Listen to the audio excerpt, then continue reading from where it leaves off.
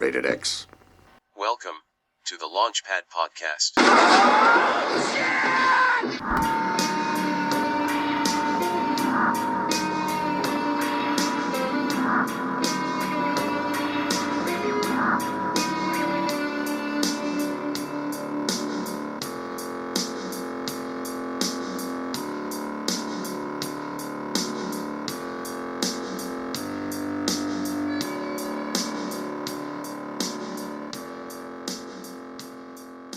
We're ready to discuss the Rock on the Range 2018. We're live.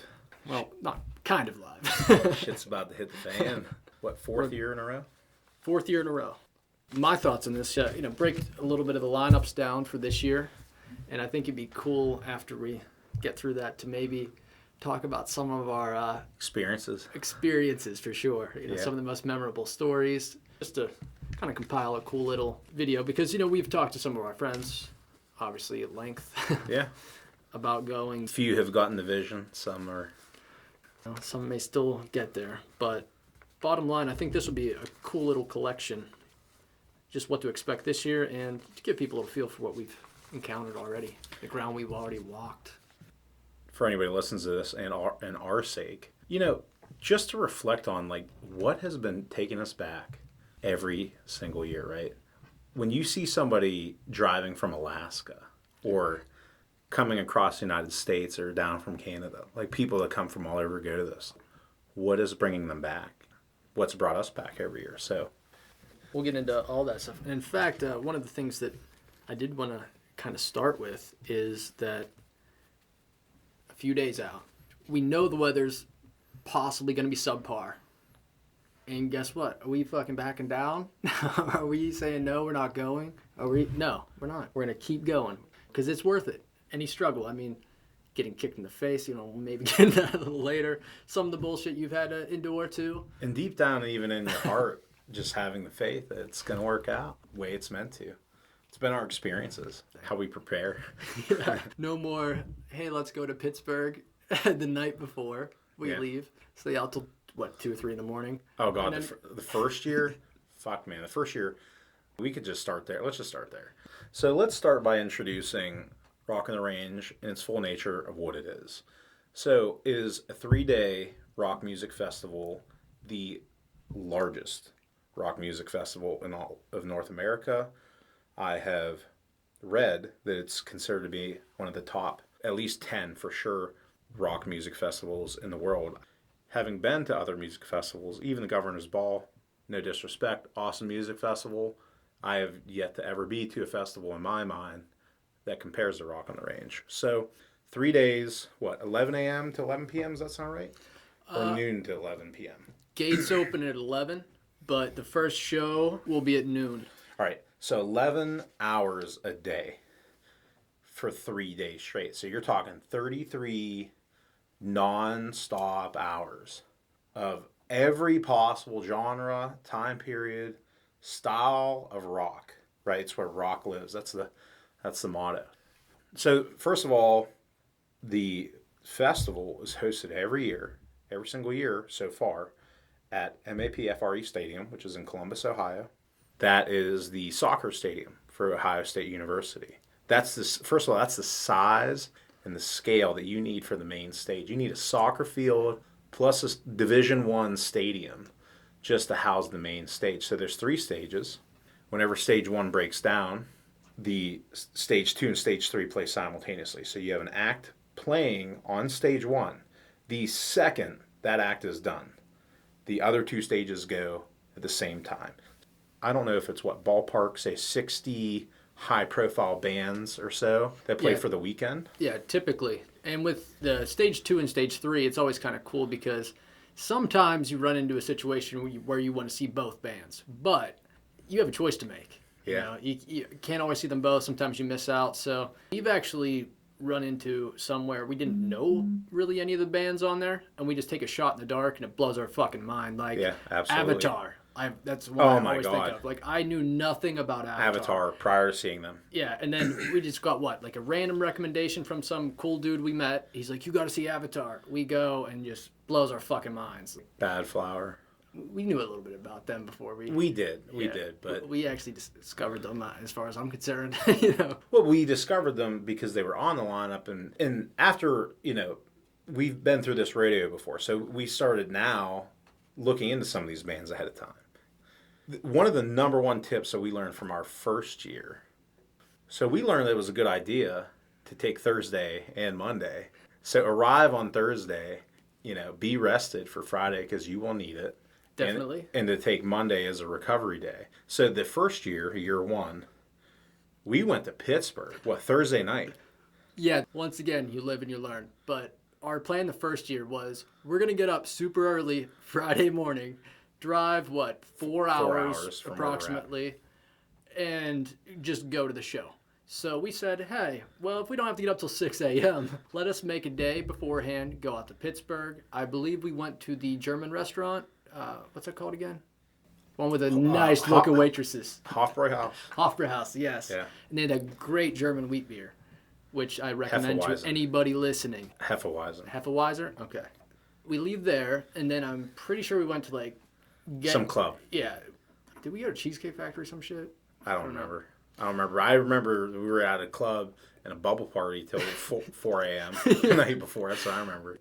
We get back tired. And then we realized, and then we realized on the ride back home, at the time we're like, shit, we didn't make a playlist or anything to get us pumped up about some of these bands we're not very familiar with. So I get back 4 a.m., stay up for another 2 hours, making a playlist till 6 a.m. And then 2 hours later, Sean comes rolling up, tired as hell, to my apartment at the time, and we leave around 8 a.m. We're pumped up, but we have no idea what to expect. I mean, nothing. To my understanding, I think we decided, a month and a half before or something to even go, just because we saw the lineup. We're like, how cool would that be? But we had no idea what was going on. So when we first start driving down there, things are going smooth, things are going cool, and then 3 hour mark, we hit traffic. And we get stuck. Time's just ticking off the clock. And then all of a sudden noon rolls around, we're still in traffic. So the festival has officially started without us. Yeah. And by the time we finally show up, I remember when we were checking in, Live was just finishing up, which in retrospect, I don't regret. Such a blessing. Fuck them. I'm sorry. If you like them, hey, that's on you. That's your sin to answer for. Let's just be real. They had 1 to 2 recorded tracks that were catchy, but when you see the artist live, no offense, I have no respect for live. But they're soccer mom songs. They're soccer. It's like, so they don't have any integrity. No artistic integrity whatsoever. And I'm sorry, none. Their rhythm section fucking sucks. That bass player, I don't know where he learned to play. Their timing. I mean, fuck. Sid Vicious didn't even know how to play bass, and he played for the Sex Pistols in the 70s. He played better bass than their fucking bass player. To be honest with you, when seeing them live, I get how, Lightning Crashes or a couple songs that caught people's attention, but when I saw them live, I'm like, how, right? How did they become this household name? Because nothing about, when you have seen the number of bands play live that Zach and I, maybe that's it. Maybe people just haven't seen enough bands to even compare them to quality. You don't even know better. But I'll tell you, when you see some real fucking bands play, then that's a different story right there. Next level shit. But there's going to be a live tie-in a little later too. But just to jump back, so we missed their set, standing in line. Fortunately, it's for the best. Everything happens for a reason, right? So we get in. Breaking Benjamin, I think, is about 2 songs into their set. And we just see people everywhere. And it's sun beating down, really hot. Took the Jeep that year. I remember even just prior to getting in, taking the Jeep, driving over. I don't think, even the venue has matured their act over time. But that year, there was supposed to be some kind of VIP parking that the lot was wide open, and we were already late to getting there, so we were like, fuck this, we're in a Jeep, we are driving over these barricades, and got into some kind of a VIP parking lot. So it was an adventure. But when we got there, the other obstacle we had to cross the first time is we did not have field passes. I don't even think they were available when, they were sold out. They were sold out when we went to buy. Yeah, we went super last minute, like mentioned, about a month and a half beforehand, decided to go. Field passes completely used up. So that night, we're thinking, headliners, we got Marilyn Manson coming up. We got Slipknot coming up. Yeah. We got to find a way to get on the field. Throughout the day, we saw some of the side venues pretty close because they don't regulate that at all. Stage 2 and 3, you can get as close as you want, even if you have a stadium pass. Yeah. Because they don't regulate that. But Just when it comes to main stage, you got to have that wristband. Well, what recently became the wristband. Yeah. Well, they've always had a wristband, but it used to be like just a colored paper band, but now they're getting fancy with RFID technology and whatever. By the time we got through the first half of day 1, our first year, me and Sean, I'm not going to forget this, right before Manson comes on, they're taking down the last stage, and right before he comes on, we're just like, okay, we got to try to get on the field somehow. So we're like scouting out the attendants, like who's not paying attention, who's on their phone texting, who's a sleeping owl that we can, scurry past. And then we found one. We became the Hawks.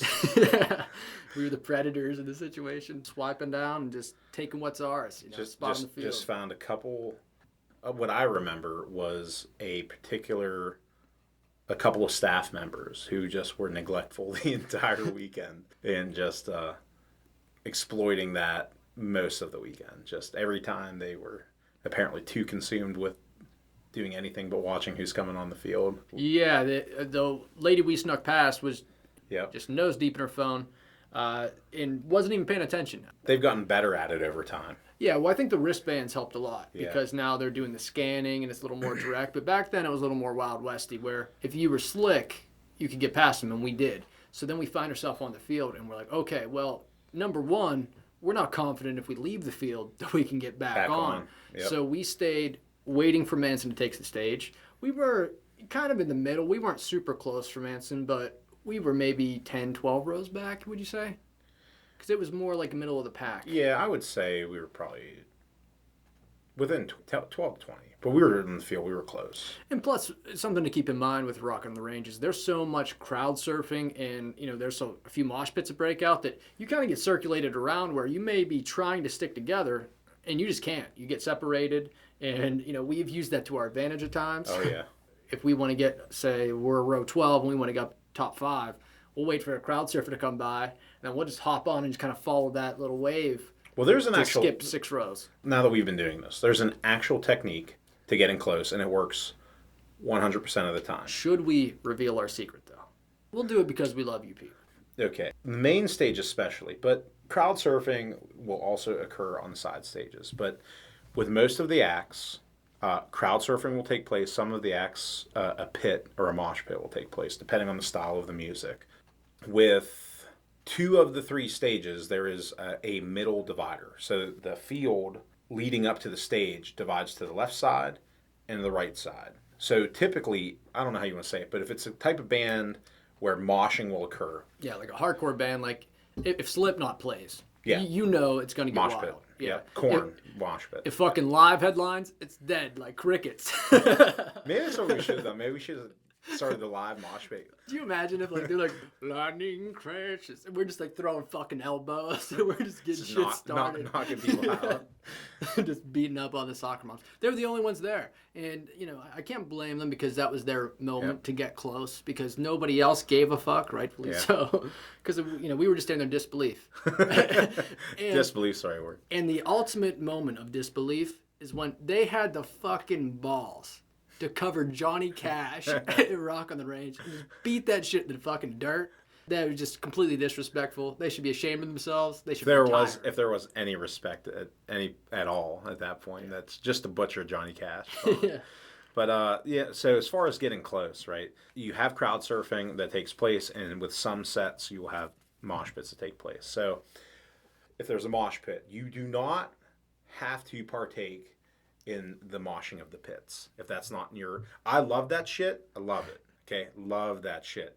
But if that's not your thing, just scurry around the outside or just walk through it, but just get your ass... It's not as scary as it looks. Just get your ass through the pit, and that is instantaneously going to jump you probably within the first 12 rows. Unless they are voluntary pits. Unless it's Sunday night headliner. Then all fucking bets are off. When we saw Linkin Park... headlining band's a different story. Yeah, when we saw Linkin Park, the Sunday headliner, our first ever Rock on the Range, I was just there minding my own business, just watching the show, and Yep. a humongous fucking pit breaks out, and you just kind of were just in the mix, you know. But to be honest, you scurry back a little bit if you don't want to be in it, or you just want to focus on the music, and get out of it. But you just got to be mindful of what's going on around you. The bigger the band, the bigger the set, the more intense the pit's going to be. I mean, it's just that simple. And the other technique with crowd surfing. So I have no shame in saying this because I'm contributing to the festival as far as I'm concerned. But there is a technique, which is people start crowd surfing. They crowd surf like the length of a football field. We went to Governor's Ball. Crowd surfing was basically discouraged. Most people would actually, if somebody tried to surf over them, they'd actually push the person down. Yeah. So crowd surfing is 100% part of the rock and part of the culture at Rock on the Range, which is what makes it just. There's so many things that make it magical, but that is kind of a cool experience. So the technique for getting closer with crowd surfing is you help catch the person, you help surf the person, but you just continue to hold and surge forward with that person as far as possible, and it will get you far. And because there is such constant crowd surfing, you know, you catch a leg or you catch an arm or you catch whatever, and you hold on to that person and you just surge forward as you're carrying them, right? So you're doing two things. It's noble because you're actually helping a person. Because believe it or not, there is some element of risk to crowd surfing because people have been dropped. Yeah. Or people don't get caught. So don't get me wrong. I'm not just saying this out of a selfish motive to get yourself closer to see the band. You are actually serving a purpose, and you are helping this person not be dropped on their neck. And then the other part too, if you desire to get close, you inadvertently, especially on main stage, take on a responsibility of catching crowd surfers when they come your way. So in a way, you can get so close. I mean, just the cost of a ticket to see one of these bands, like to be on the field to see one band, would cost as much or more than your ticket to an entire Rock on the Range festival. You know, Zach and I, we've been, over the years, we've been like front row or just up front for like Korn, Slipknot, Metallica, Red Hot Chili Peppers, Linkin Park, you know, this year Tool at Randall's Island. We've had a well-experienced roster of people that we've saw super close up. Just the one band's worth the cost of your ticket is my point. Exactly. Like when a few months back here in Pittsburgh, a Perfect Circle was playing, and I was thinking about going to the show. That would have been $200 just to see them one day, one ticket. $100 more, I see them, plus Alice in Chains. Plus 44 other bands. Machine Gun Kelly. I mean, just to go a few off the top. Tool, Stone Sour, Godsmack, Stone Temple Pilots, Yellow Wolf. It's well worth the money. If you paid to see all these bands separately, I mean, it'd be in the thousands. Oh, yeah. You'd have thousands. $6,000 at least. If you wanted to have good seats, you'd probably have $6,000 for 60 bands. I would say a reasonable estimate is minimum 3,000. Minimum. Yeah. $3,000. The reason I say that is because a typical concert, you're going to have 3 bands. At a normal concert show, 3, 4 tops. Some concerts, 2 bands. Yeah. So most of the ones we've been around Pittsburgh are 2. 2 to 3. Yeah. Depending on if you're talking 2 bands a concert or 3 bands, is the difference between a $3,000 estimate and what you had actually said, a $6,000 estimate. So just split down the middle and just say $4,500. I actually believe that because if you're talking $200 to be on the field or to be up close to a band, you're talking a lot of these, especially the bigger bands, at least $200. Yeah, $200 $200 to be on the field. And even when you're on the field, you don't necessarily have the level of freedom on the field that you do at Rock on the Range. That I know. And their lineups get better, seem to have gotten better every single year for this is what now our 4th year going. 4 in a row. This is 4 in a row for us. And we've met people that have been going year over year, longer than us. Definitely. And that's why they sell out faster. Every year, Zach and I talk about getting the jump, you know, and the tickets have sold out faster or something snuck up, right? I've been used to their tickets going on sale, on Black Friday every year? And then wasn't this this is like the first year that they snuck ticket sales out, I think, before Black Friday. Well, they always do. Price point 1 is available before they even release the lineup. And I know this year, I mean, I don't want to say there was hesitation of going, but we were just curious because with any festival, especially this large that have this many bands, being that we've started going, 3 to 4 years in a row, we started seeing a couple bands twice. So they're usually not the headlining bands. They're pretty good about openers. Mixing that up. But usually, like the side stage bands, there was definitely some crossover. Sure. And even this year, we saw Godsmack first year. They're back again, headliner. So there definitely is 4 some. years later. But to be honest, just the whole experience of Rockin' the Range and how other people react to these bands that you might be seeing twice, it's kind of cool to be able to see some of these bands a couple times. That's the thing for people that don't go. You cannot even explain that there is, to differentiate it from a fucking concert, there is an entire fucking experience that accompanies Rock on the Range. A very community vibe. And it's kind of baffling because I think a lot of people that never went, or we hate to say if somebody's afraid to go to a festival or whatever, but I think a lot of... Intimidated. Yeah, I mean, they don't really know what to expect and blah, blah, blah. But I think a lot of people kind of underestimate like how much most of the people, you'll always have a couple dipshits, but most of the people generally try to look out for you. First year, going back to that, I fucking forgot sunscreen. It was like 89 degrees, beating down sun. Random strangers just like, oh, it looks like you're starting to get sunburnt. Start just putting sunscreen on and like just being real helpful and real nice. And like you meet so many cool people, and we meet people from everywhere. We mentioned people going from Alaska to come here. Canada. We've met that one guy from Montreal, and we start seeing some of these guys every year, and it's kind of cool that like that's like your thing. It's like you'll get to revisit some of these people, and you'll see them again. And one of the experiences I'm accustomed to every year. So if you are like me and you do enjoy the mosh pits, I've made, I don't know what you want to call it, pit buddies, but you make pit buddies over the weekend because there's the person who dabbles their toe in the mosh pit, right? Like, they sneak their way in there for maybe a pit or two. And then there are the people who legitimately jump into like 30 mosh pits over the weekend. Yeah. And, you see the same guys. We did like the Sword just because they fucking deserved it. When they played, they deserved a pit. That shit was crickets. I don't know how. But oh, so we started that in. shit. So we stepped in and just, had to solve that problem. I think the people were legitimately so kind of captivated by the Sword's actual performance. Yes. That they just were not even thinking of pitting, and we were like, what the fuck's wrong with all of you? Time to break this bitch out. And for me personally, this is just a personal thing with me. One of the reasons I think I've dove maybe as hard into the pitting, there's no secret here. I'm a 300-pound Filipino man beast, and I will not be the asshole who's expecting other people to crowd surf my 300-pound ass, okay? So yeah, that's a whole nother little tangent. I'm sorry, but if you're going to crowd surf, I get that some people are just a little bigger and that's their dream to crowd surf. I get that, but at least if you let people that are in front of you fucking know that you're coming, because when they're watching the show and you're getting crowd surfed and you're 220 plus pounds and nobody's paying attention, they'll get fucking landed on. I mean, we see some bad falls sometimes. Oh, yeah. I mean, that's a real thing. That should happen. You got to be aware of what's going on around you. Sean is more of a pit guy. For sure. He jumps in quite a bit. One day in my lifetime, I will get crowd surfed. There are people that have offered to pick my big ass up and crowd surf me up, and I just refuse. Like, I will not do that to the people catching me. Because I'm catching people. I know what it's like to catch somebody like that. There's always a trade-off with the crowd surfing because there's times where you're just like, there's no way this person should be up there in this circumstance. Yep. There's times where if you're in the front, like especially the first 5 rows, pretty uncomfortable. Plus people getting crowd surfed and it's hard to kind of reach and carry them up and over.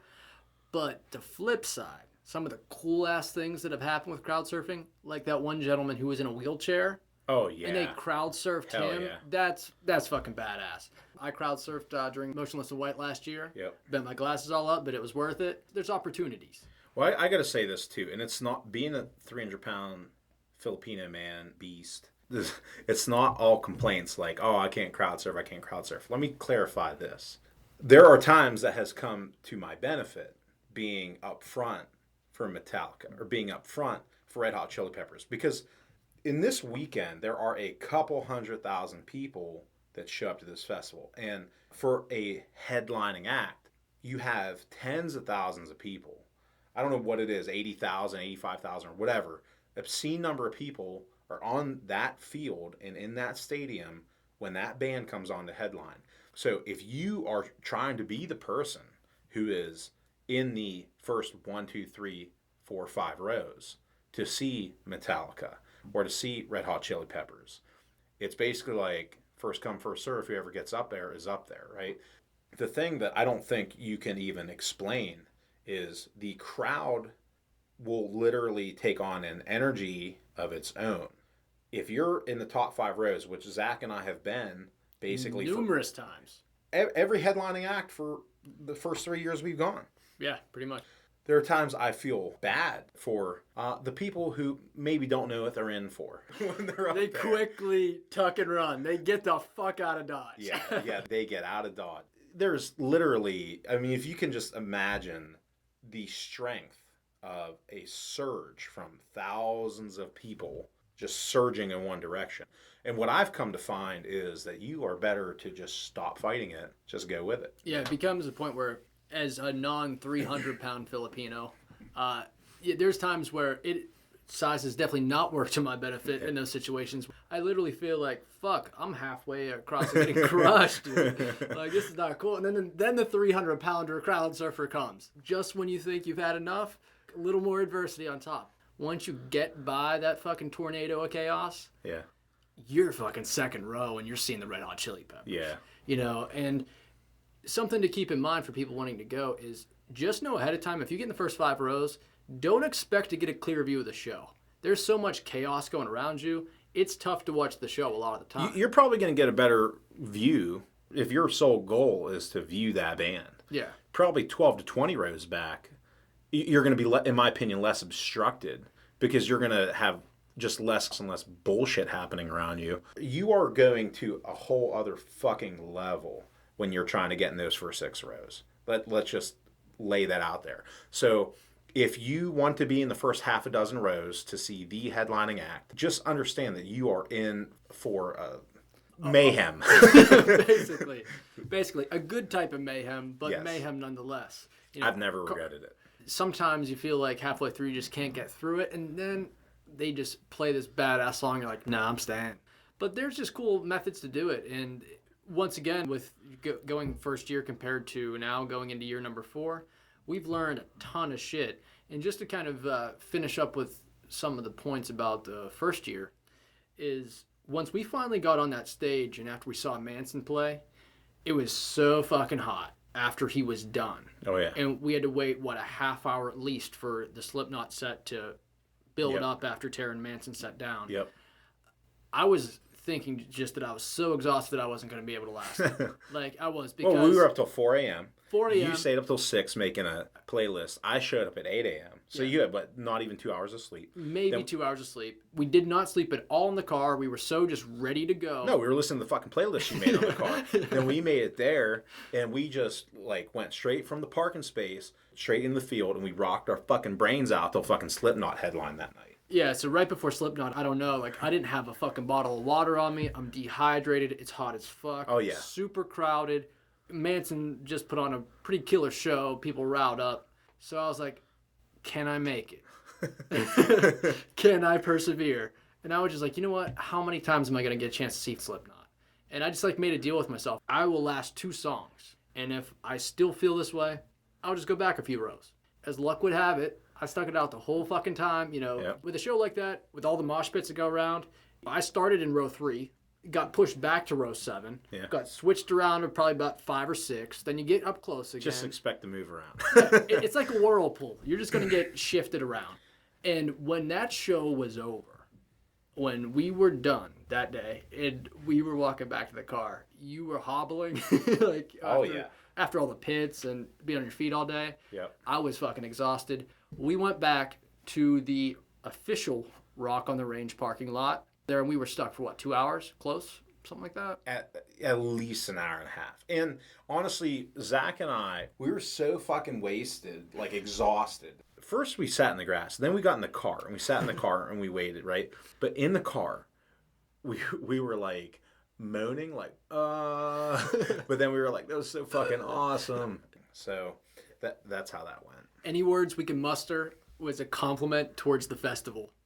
Aside from tired or exhausted or whatever, because we didn't plan. We had never gone before, so hopefully you're learning a little bit. Fucking amateurs. Yeah, we were fucking amateurs because that was year one.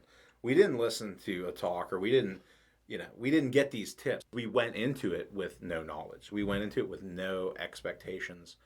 Mind blown is what that equated to. And then another just quick tip while I'm thinking about it, and I'm going to try it this year, so we'll see how it works out. It's always easier said than done. But for the main, because there is a middle divider on the main stage and stage 2, if you really want to have the best viewing experience, in my opinion, for that band, but you want to at the same time be close, the goal is the middle wall, right? You want to get as close as possible to that middle divider. Because when you are up against the front wall, you will get crushed like a sardine, at least on the main stage with the main acts. But if you go towards the middle wall, right, there's this crowd surfing that's taking place. There's a pretty good chance that crowd surfer is either A, going to crowd surf away from you, or B, end up getting caught by the staff and taken out. Middle wall, in my opinion, is sacred territory. On top of that, a lot of the performers, when they want to go off stage, they're running up that middle section, or they're coming up to that front corner. So, I mean, middle wall, front corner is like sacred territory. Little honeypot. Yeah. That's the honeypot. We had 2 friends that were going to the festival that they didn't even make it till the tail end. Like, I think Slipknot show, they showed up. Oh, yeah. So they practically missed a whole day. They missed almost all of day one. They made it for like the last 1 or 2. They made it for like the headlining act. Yeah. So then we make our way back to the hotel and you just fucking crash. Like, yeah. We're just so exhausted. We just cannot really conceive of doing much except getting food. Yep. White Castle, baby. That's always an excitement for me. Going back to Columbus is just, they have a badass White Castle. And those little breakfast sandwiches with the little waffles and the little chicken inside and that little sausage gravy on that little sumbitch. Oh, beautiful thing. When you're in Ohio, and you're in that part of Ohio, there are White Castles all over the place. There are 3 places I've come to notice where you and I have now seemed to end up every year. So one is like after the festival is the Steak and Shake in Columbus East. And, they're 24 hours.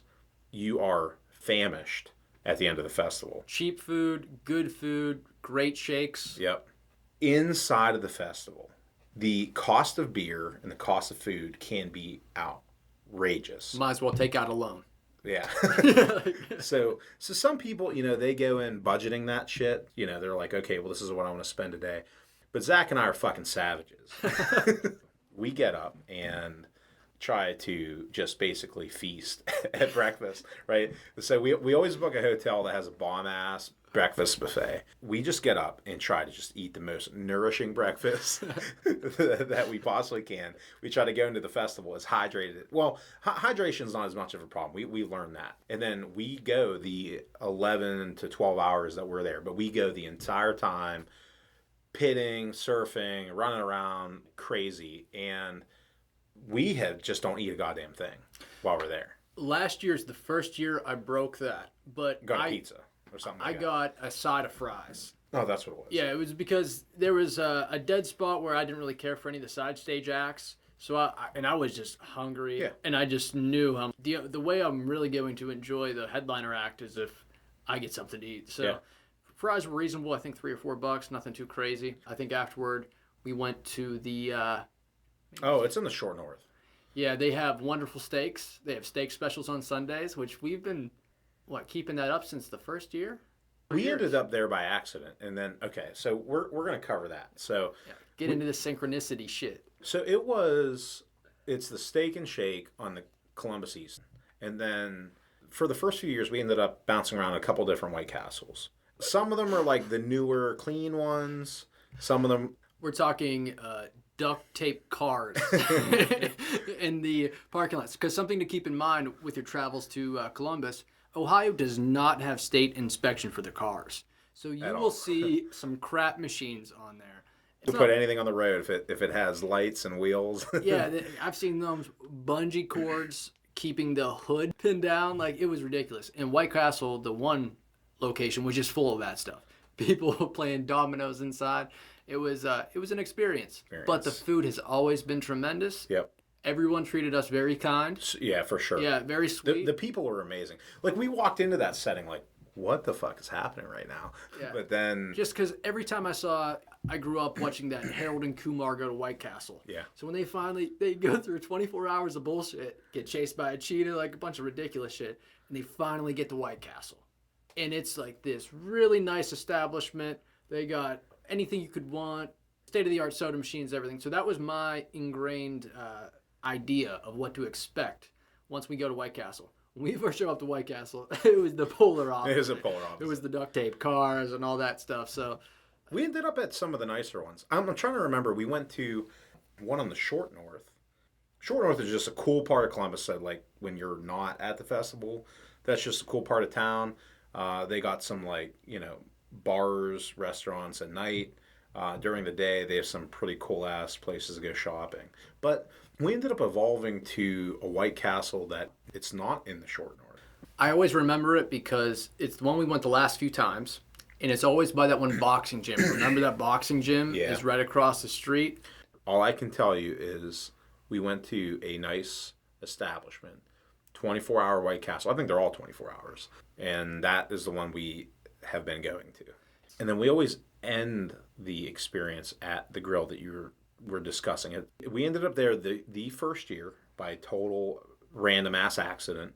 But people, not a ton, but people that are regulars, I think, have figured this out. So they do a special every Sunday on their New York strip steak. So it's basically like you end the festival. Let me say this, because this is a place where I'm at in my life right now. I have 100% quit eating beef personally. However, I will make an exception once a year at this point to go to this restaurant for their New York strip steak after Rock on the Range. Yeah, they were amazing. Not only just great food, baked potatoes are perfect. Wonderful service. That one time, I think I tipped like 3 different people that worked there. The guy had it was one of the best New York strip steaks I've ever had in my life. Oh, yeah. Like, that guy had that shit perfect, where it wasn't too dark. You know, it was medium rare on the T, but they didn't drain all the juice out and overcook it. Well, it's just a cool experience to me. What has stuck out in my mind is the quality of the steak, the price of the steak, quality of the beer, the quality of the staff and the people that work there. And then on top of that, most of the people that will be there that night are going to be people that came from the festival. Another thing that I definitely remember about the second night, the first time we ever went, is Judas Priest. Oh my God. When they played, and I just heard, because you'll hear people talking in the crowds and stuff, and I've heard these kind of, they might have been like 18, 19, and they're like, oh, I'm not excited for Judas Priest. Judas Priest isn't that good. Because you're not cultured, my friend. Yeah, I don't know what the hell bad drugs you're on, but if you saw the same show I did, you saw, well, he has to be close to 70. He's definitely old enough to be your granddaddy. And this dude still screams like a fucking banshee. And his body might have aged, but those vocal cords have not changed. Every hit you ever want to hear, Judas Priest fucking owned the second night, the first time we ever went. For sure. And then the third night, we got to see Rise Against and Linkin Park, which coincidentally, back to back. Going back to the little bit of a coincidences and synchronicity, I remember, were supposed to see that event in Pittsburgh, and it got canceled. The lead singer of Linkin Park at the time, right? It was the lead singer, and I believe that they had fractured their leg, and they had to cancel the show. And then Rock on the Range was born. Yeah. I think that's one of the driving points that actually got us there in the first place, why we talked about going. Because I liked Linkin Park, and I'm more into Rise Against than Linkin Park, to be honest, but I'm not sure what your thoughts are on that situation. But I am, but when I saw them live, man, like, that's the thing. Linkin Park did not disappoint live. I wouldn't say Rise Against disappointed, but the only thing that kind of bummed me out was they literally played for about a half hour. For all the bands we've seen, they played the shortest co-headlining set I've witnessed in the time that we've been there. They played a shorter set than I wish they would have, but then Linkin Park played an incredibly long set, and you can't, unfortunately, see them now. So, and that's another thing that's definitely worth touching on is with this whole Rock on the Range festival environment, You see stuff like the first year. Scott Weiland. We saw Scott Weiland, not with Stone Temple Pilots. I think he was with the Wildabouts at that point. Yeah, the Wildabouts. And if we're going to talk about, rock on the range disappointments, I hate to say it, but Scott Weiland let me down that day. I know he has a drug history, and that's not really my part to criticize somebody for, but to me it's like, if you're playing Rock on the Range at a festival, regardless of what you want to do and what you want to take, it better fuel your flames. It better cause you to be a better performer, or else why are you messing around? Well, the two of every band that we've ever seen, there are really no quote unquote disappointments. The two bands literally have stuck out in our minds have been Live, biggest disappointment of all time, and they sucked twice. It wasn't like the singer was hungover or the band did some bad drugs last night. No, they're just not good. They're not good. At best, if you like that music, if you are the soccer mom, they have 2 songs that are heavily edited in a studio environment that does not translate well at all live, which is funny being their name is Live. It's a complete crock of shit. And if you are a soccer mom,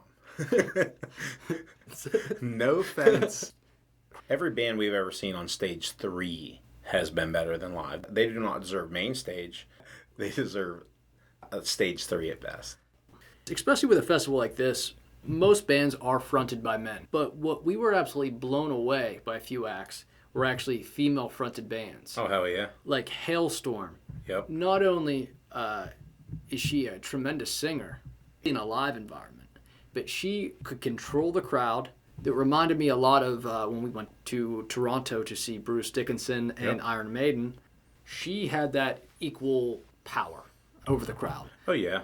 I think, in my opinion, there are just not enough rock bands or bands that really feature lead female vocalists, because some of the best bands like that just have snuck up on us or caught us out of nowhere were female headline bands. Secondly, certainly not any lesser, we have my personal favorite. In terms of females, Maria Brink has an incredible talent. She's an incredible looking woman as well. She reminds me a lot of Rob Zombie. And it's kind of cool because a lot of female fronted bands in the past didn't really go like the full kind of dark route. Yeah. They were like always toe in the water like Evanescence or something, but like that was always like half-ass shit. Like she is a fucking soldier, man. Maria Brink, she has the voice where she can scream, she can sing, she can do everything. She has a tremendous stage show. We actually, if I recall, for her show, we saw some stage 2 act, and then we had to come back to the main stage, and we only about caught half her set. But I do recall when we came there that she had this like dunce hat on. Oh yeah. And was sitting on the stool and looking very delicious and just kicking ass. Like the whole crowd owned main stage, because a lot of people that I've talked to during that day were like, "Well, I'm not sure why they're not playing stage 2." She made a fucking point when she was on main stage. She controlled the stadium. Oh yeah, definitely. And then Pretty Reckless, who we've actually been fortunate enough to see twice live. Yeah. And for those of you who don't know, she actually was in the Jim Carrey movie How the Grinch Stole Christmas. She, as a child, played Cindy Lou Who, and then became to be this badass rock and roll chick who fronts the Pretty Reckless. We saw them year 1, which we both were like, fuck yeah, this is incredible. To me, the second time we saw them, I think that even outdid the first time. Getting a chance to see them a second time, just absolutely, I knew, right? From the first time, I knew, they were going to have a killer performance.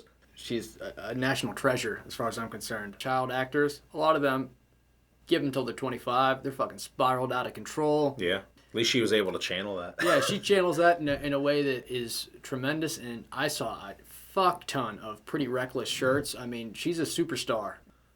Year 2. We've learned up in this point do's and mostly the don'ts about year number 1. So first thing we did, one of the smartest things we ever did, is book a hotel for Thursday. And Monday. And that way we can recover and not be trapped in a car after the show. True. We changed our parking. We've found parking on a street that will remain unnamed. to actually bypass the Rock on the Range parking. As mentioned, after that Slipknot concert, we were wiped the fuck out, and we were essentially trapped there for close to 2 hours. Yep. And all we wanted to do was get out, get something to eat, make our way back to the hotel, and kick back and relax. We couldn't do that, so we started thinking outside the box. And I believe it was your idea. We had to discover all of this on our own. If you're listening to this, you are getting tons of nuggets. So here's what we're going to tell you. We are not giving you the street name because otherwise just there would never be a parking space for anybody. So here's all we're going to tell you. It is not the official paid parking. It is not in the stadium. If you want to be an explorer extraordinaire like Zach and myself and go outside of the box, and if you want to arrive early, give yourself time, and you want to go on a hunt for free alternative parking, then my suggestion is by all means do it. And we, being the men that we are, already have alternatives to that. So You got to think ahead. Got to be ahead of the people that try to change the game. The one trade-off is if you do park far away from the stadium, yeah, you might get some either discounted or free parking, but we were in a situation last year, we had to evacuate the stadium during a storm. Oh, yeah. So keep in mind, if you have to leave the stadium, we had to walk a substantial amount. Like anything else, there's pros and cons. So to me, it's a longer walk, but I would actually trade off that walk. We did the first year official Rock on the Range parking. And I will tell you right now, when those primary lots fill up, you are paying, and they are sending your ass to Timbuktu, and you're still paying the same amount of money. And I will tell you right now, year one, we walked a hell of a lot further and paid to park. So we found parking that is closer than that and is at no additional cost. So if you want to run with the crowd and go the safe route, then by all means follow directions. But if you want to be a rebel without a cause, my suggestion is go early and just, Keep your eyes open. keep your eyes open. So that's the first thing right away. Year two, we corrected that parking situation. We got that thrown out of our side. Secondly, the hotel, Yep. day before, day after. Now, in terms of just the year two experience, one of the first bands on Friday, Avatar. What you're seeing is like fucked up, crazy circus sideshow. Swedish rock band. Yeah, which if you like theatrical rock of the 70s, like Alice Cooper, Kiss, like any of those bands that started that, definitely see Avatar. They are the next evolution of that style of music. On that note, the country of Sweden has a culture that takes rock and roll seriously. You will not even be on the fucking map as a Swedish rock band if you are not talented. So just think about it like this. For them to stand out in that cultural environment and then to make their way across the fucking world to you, my advice is if it's a Swedish rock band, they're probably going to be pretty damn good. I have yet to see a band that I knew was a Swedish rock band and been disappointed. If Avatar comes around, don't hesitate, don't think about it, and just go fucking see them. Yeah, quit twiddling the thumbs. Just use those thumbs to order yourself a ticket and go see them. Their studio music is good, but their stage show live experience is great, Yep. especially in a festival environment. The best bands are always that way. There are some bands that are, man, like they're studio bands, right? Or their live performance is maybe comparable. The best fucking band, they cannot capture that energy, but there's a magic that occurs when they play live. Avatar would be one of those bands. Side note, when you start to search for Rock on the Range, you're going to see camping packages. So just to clarify that, that's not like Woodstock type tent camping, that more like people that are literally not leaving the parking lot or not leaving the parking area the entire weekend. So that'd be more like RV and camper type situation. So you're basically tailgating. You're 100%, but just between your camper and the stadium the entire weekend. I don't know that I could roll with that, but I also don't have an RV or a camper. But some of those folks that do that, the cost is pretty comparable to just booking a badass hotel somewhere. But to each their own, and I have a lot of respect for people that just go between their RV in the stadium the entire weekend. Yeah, those are some of the most interesting characters I've met at the festival. Yeah. You know, they're always like, hey, man, come party. We're going to be playing beer pong till 5 a.m. I'm like, dude, you're going to play beer pong till 5 a.m., getting fucked up all night, and then still make it for noon? I don't know. But, so that's why we've had fun in different ways. Yeah. You know, we've go to a hotel, get breakfast included, get a nice spot, and close to the stadium, so it's not like we're driving an hour to get there. Well, some of those hard asses too, right? They might be real hard ass, like a real hard ass one night, and then they miss half the next day. As far as I'm concerned, Zach and I are borderline fucking professionals of this shit. It's not like we've shied away from the alcohol by any means, and actually that ties perfectly into day 2. The peach schnapps at 11 a.m. No breakfast, just wake up. We slept through breakfast. Peach schnapps. So this wonderful free breakfast we talk about at the hotel, yeah, we fucked up. We slept through it. Didn't get Yeah, breakfast. we did that day. So what we did is decide, you know what, we're going to head right to the show, but we want to catch a buzz first. So I had this big jug of this white peach schnapps, and we just sort of passed around, all the 4 of us. I think that we hit a White Castle drive-thru on the way, but before that, Yes, there was right. nothing in our stomach but a bunch of peach schnapps. Yeah, we were like just passing around, just chugging this shit. Person who will remain nameless in our crew, just due to, protect the innocent. He got some wicked ass heartburn from this peach schnapps, and he proceeded to blame Sean for peer pressure because of the drinking on an empty stomach, which I think was completely unwarranted and out of bounds. I never claimed to acknowledge that was a good idea, but at the same time, we're all grown-ass men and make our own choices. Amen. And plus, in retrospect, it was totally worth it, heartburn and all. We covered Avatar. Now, some of the other ones that I really want to get into, 6 a.m., who I don't want to say skeptical because I was a huge Nikki Sixx fan, loved fucking Motley Crue, especially as a teenager, because Motley Crue at the end of the day is like Kiss meets punk rock. When Motley Crue, which is now done, they've literally signed a contract, it's over. Nikki Sixx went to 6 a.m. 100% full time. And there's studio cuts. There's a few studio cuts that I really love. And there's some that it doesn't identify with me. So seeing them live, I was very torn of expectation versus like, should I be expecting much? But I was actually pretty impressed with them. They seemed to go over well with the crowd. They played every song I knew of them. I actually learned a couple songs from them that was pretty good. There was actually some pretty good mosh pits, which I was not expecting. I'm not sure if you recall if you jumped into one of those at 6 a.m. or not, but it's kind of a blur at some point. You know, with all the pits and all the things that happen. 3 going on 4 years later, hundreds of pits later. It's funny because when we think back on this, that most people talk about like seeing a band.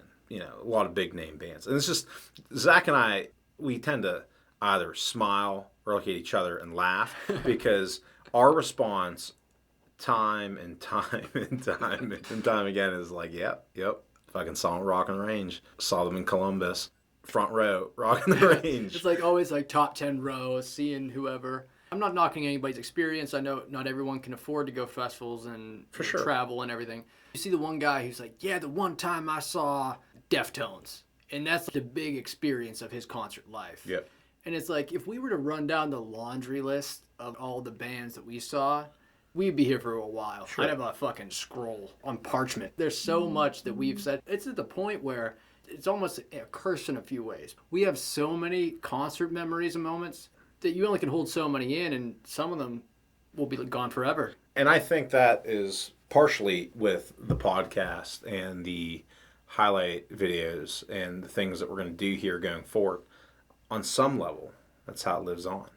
Yeah, and I'm glad we started doing this. And For sure. why the fuck did we not do this before? Why did we wait? Why did we wait this long? It's like even if we didn't have good equipment, even just for like a personal memory thing, just doctor the audio as much as possible, make it suitable and roll with it. But that's why we've learned. Once again, we've learned about parking, learned about hotels, and we learned do the fucking podcasts. Now, Megadeth was another one for Friday night that was pretty big. Once again, you're talking a band that kind of came into prominence during the 80s, late 80s. So a lot of the younger Rock and the Rangers, they are more into the bands where there's a lot more moshing involved, a lot more crowd surfing, and just they're into some more of the hardcore bands. So it's kind of like the Judas Priest effect, where the older people were like, fuck yeah, Megadeth, and the younger people are like, who the fuck is that? They don't know. But boy, did they take notice afterward. That's why this festival is special. And our advice to you, everybody's going to have a niche or a style or certain genres, right, that's going to just naturally resonate with them or they're going to connect with. Just, if you go open. Just be open. There are bands that will be outside of your genre or what you're into and that you will fucking just naturally connect with. Also, just something to keep in mind is if you look at the schedule and you're really not sure of certain bands, I've got some, we mentioned Avatar, we got some cool recommendations from people who walk away a fan. So thank God I did not miss that. One. If I would have saw that after the fact and realized, shit, I missed the crazy carnival sideshow rock and roll band, I would have been just disappointed. Because I grew up on all that shit. Theatrical rock, like the David Bowie, the Kiss, the Alice Cooper. I don't even remember offhand who played the other stage. Because Avatar was on stage 2. And there was some other band on stage 3. I remember that Zach and I, we were just torn. We didn't really know either of the two bands. And we came across somebody, some stranger, right? It was obvious to this person. This was somebody who clearly knew this band and was like, you would be out of your mind to not go see Avatar. That's what took us to go see them. Thank God we ran into that guy. Yeah. Because if not, I mean, we can't even remember who was against them. That speaks a lot.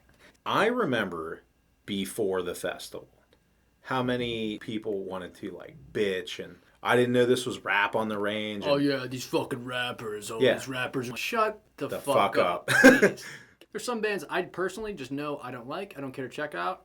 But you're not going to see me bitching on the online forum about it. I would just make the conscious decision to not see that band. Online, man, everybody just wants to hear their negative voice heard.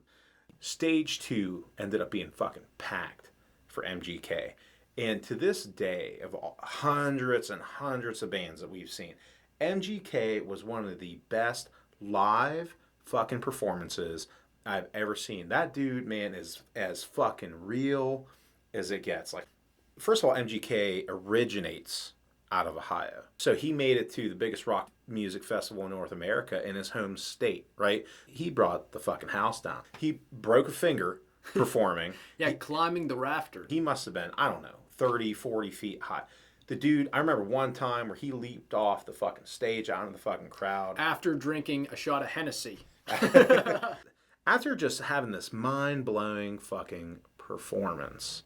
Blew you away, right? So we then head over to main stage to see A Day to Remember. And I'll tell you what I remember about A Day to Remember because of all the acts that we saw over the years. This is one where just it is so vividly ingrained in my mind.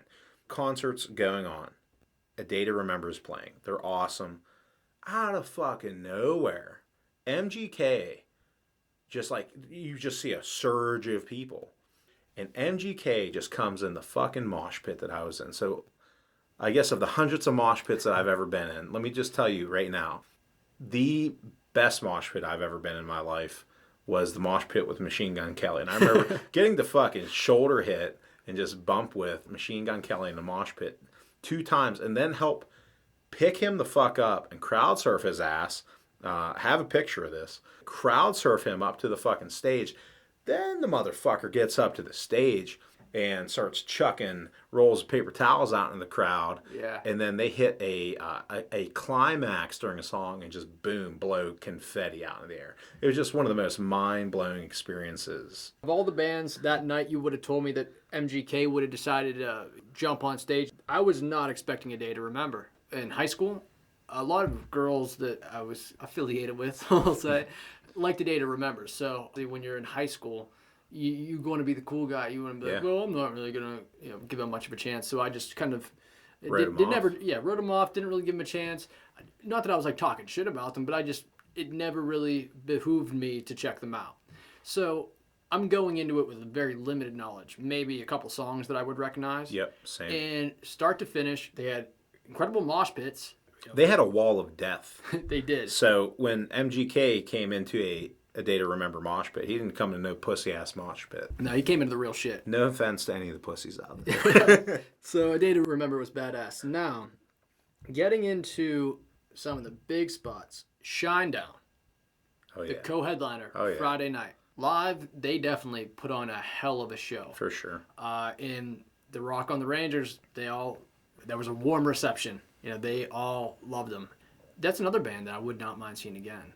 One that we're going to get a chance to see second time this year is Godsmack. I knew of Godsmack before seeing them live, before ever seeing them live. And I liked Godsmack. I liked some of their stuff and some of their recording, but I didn't go there hyped up to see Godsmack. Let me tell you, seeing them fucking play live, this is hundreds of bands years later. They definitely are up there in the upper echelons of bands I've ever seen play live. Yeah, if you want to see a metal show, Godsmack, you can't go wrong with that. Number one, his vocal style, just throat singing. His vocals are better than on recording. Yeah. It's one of those bands, man. It's like their music is made to be experienced in a live setting.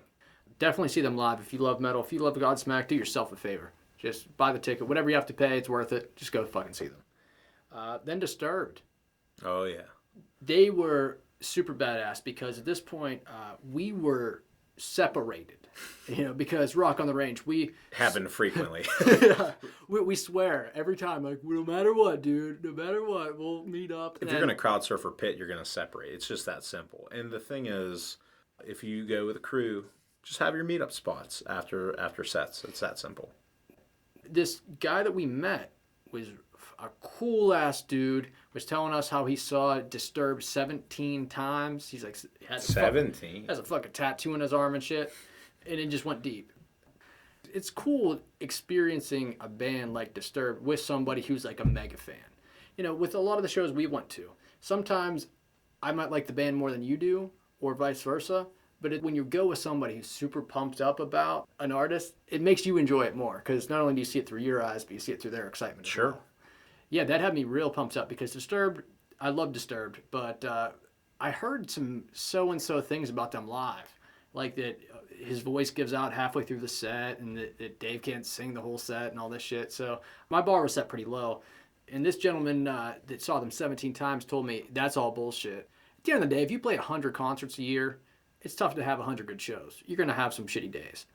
But they hit the stage and they come rip-roaring, fucking just dominating, just crowd surfing left and right, mosh pits left and right. The energy in that place is through the fucking roof. Probably midway through the set, they dropped the biggest surprise, where they actually covered Nine Inch Nails, Closer. That was a surprise. Oh, yeah. For sure. Total surprise. The place fucking erupts. And that's one of the songs that you can't really outdo or do it the same way. But you can... Respect. Yeah, you can do it respectfully and put your own little spin on it, which I thought they did. And as a huge Nine Inch Nails fan, I thought that was fucking badass. They just rounded out an amazing set. And I would love to see Disturbed again. You can honor the artist, right? Because that's what you're doing is you're paying them the respect and covering track that you admire. So let's just be real, okay? You can either be live and disgrace a Johnny Cash song, or you can be Disturbed and honor Nine Inch Nails. So day 2, let's start off with Steel Panther. That is such a fun show. Fun is the right word. Yeah, festival environment. It's all comedy. All their songs are like smart-ass spoofs of 1980s hair metal, where all the songs are about just getting your dick wet. They have songs about contracting crabs. It's a party. It's fun. Chicks just throwing their bras on the stage, exposed tits everywhere. They fucking love these guys. Steel Panther have their own condom. Did you know that? They have their own brand of condom.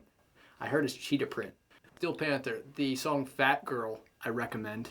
There She Blows is another good one. Asian Hooker. I mean, it just goes on and on. If you're looking for pure comedy in an 80s metal setting, you can't go wrong with these guys. Disclaimer here. If you are super easily offended, you just need to, I don't know, grow the fuck up. Understand what you're going into, right? You're going to see Steel Panther, what they write, it's intended to be fun, entertaining, comical, and a joke, and put smiles on people's faces to make an awesome experience. So the vast majority that are ever going to see Steel Panther they're gonna walk away just happy that they saw the band. If you're a sensitive type or easily offended, they're not politically correct. If that's not your thing, don't bitch about it. Yeah. Just don't see them. Exactly. And if you're anybody else that just wants to have a good time and see a fun band, Steel Panther, check them out.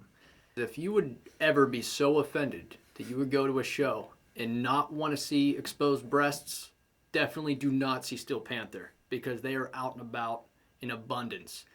You know, your 12-year-old will love it, but you may not want him to love it. So you might want to think again about taking him along. I just threw that out there, so, you know, I don't want to hear any complaining down the road. Oh, well, Zach and Sean, man, they said, "I'll go see Steel Panther," and then I got, you know, butthurt about it. If you're trying to go to church on Sunday, don't see Steel Panther on Saturday. All right, so after Steel Panther, Lamb of God. Oh, yeah. That mosh pit, fill us in. I mean, remember that fucking circle. I've never seen a circle pit be as big as Lamb of God.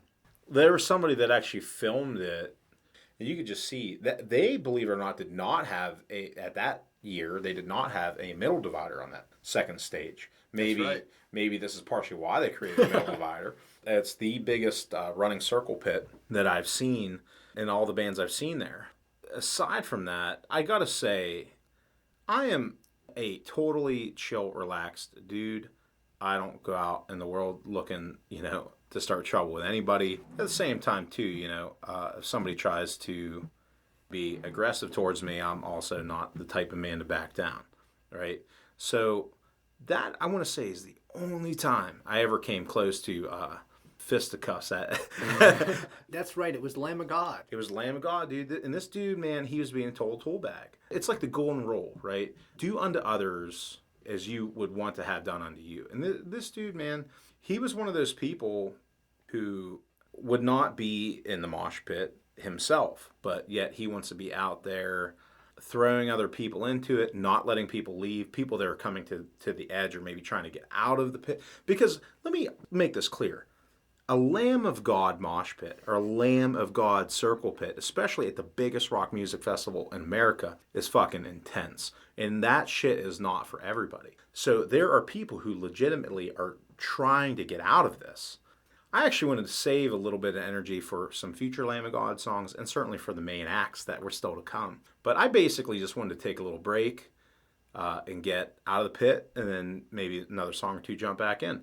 And I saw what this guy was doing. And then on top of it, he tried to not let me leave the pit.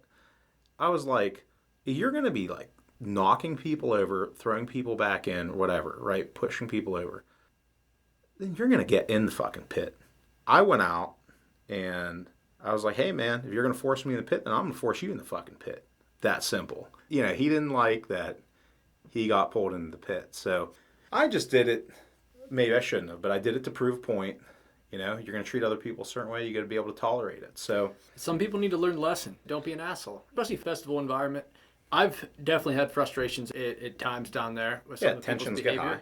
And if you're in the front row, you're so jammed in like a crowded elevator that there's nowhere for you to even go for it if you wanted to. And then you'll have people behind you that keep trying to push and like they're going to get through. It's like, dude, you got nowhere to go. We're fucking crushed here. Yep. It's not going to happen for you. And then they want to get all acting like you're trying to cause a problem. Like, dude, I'm just telling you, you're not coming up here. I remember this experience vividly. I just saw the way this guy was treating other people. I saw the way he treated me. So I was like, man, if that's going to be you, you're going to get in the mosh pit. And I put him in the mosh pit, and he didn't like that. And let me clarify, this is not ego. This is not being a hard ass. Because it doesn't matter, right? It doesn't matter how much of a badass you are. If you could whip somebody's ass, there's always going to be somebody out there on any given day that'll whip your fucking ass. Okay? Yeah. So just lose the ego. So this guy didn't like it. And then he looks over at me, very clear that he wants to one-on-one me in this Lamb of God mosh pit. And again, there are people in this world who would probably take me to town in a fight. So I'm not being a hard ass here. But let me tell you, my friend, your chances with a 300-pound Filipino man beast in a mosh pit are not in your favor if you want to go one-on-one. So we went one-on-one, and then I ran him into the fucking crowd, and he didn't like that.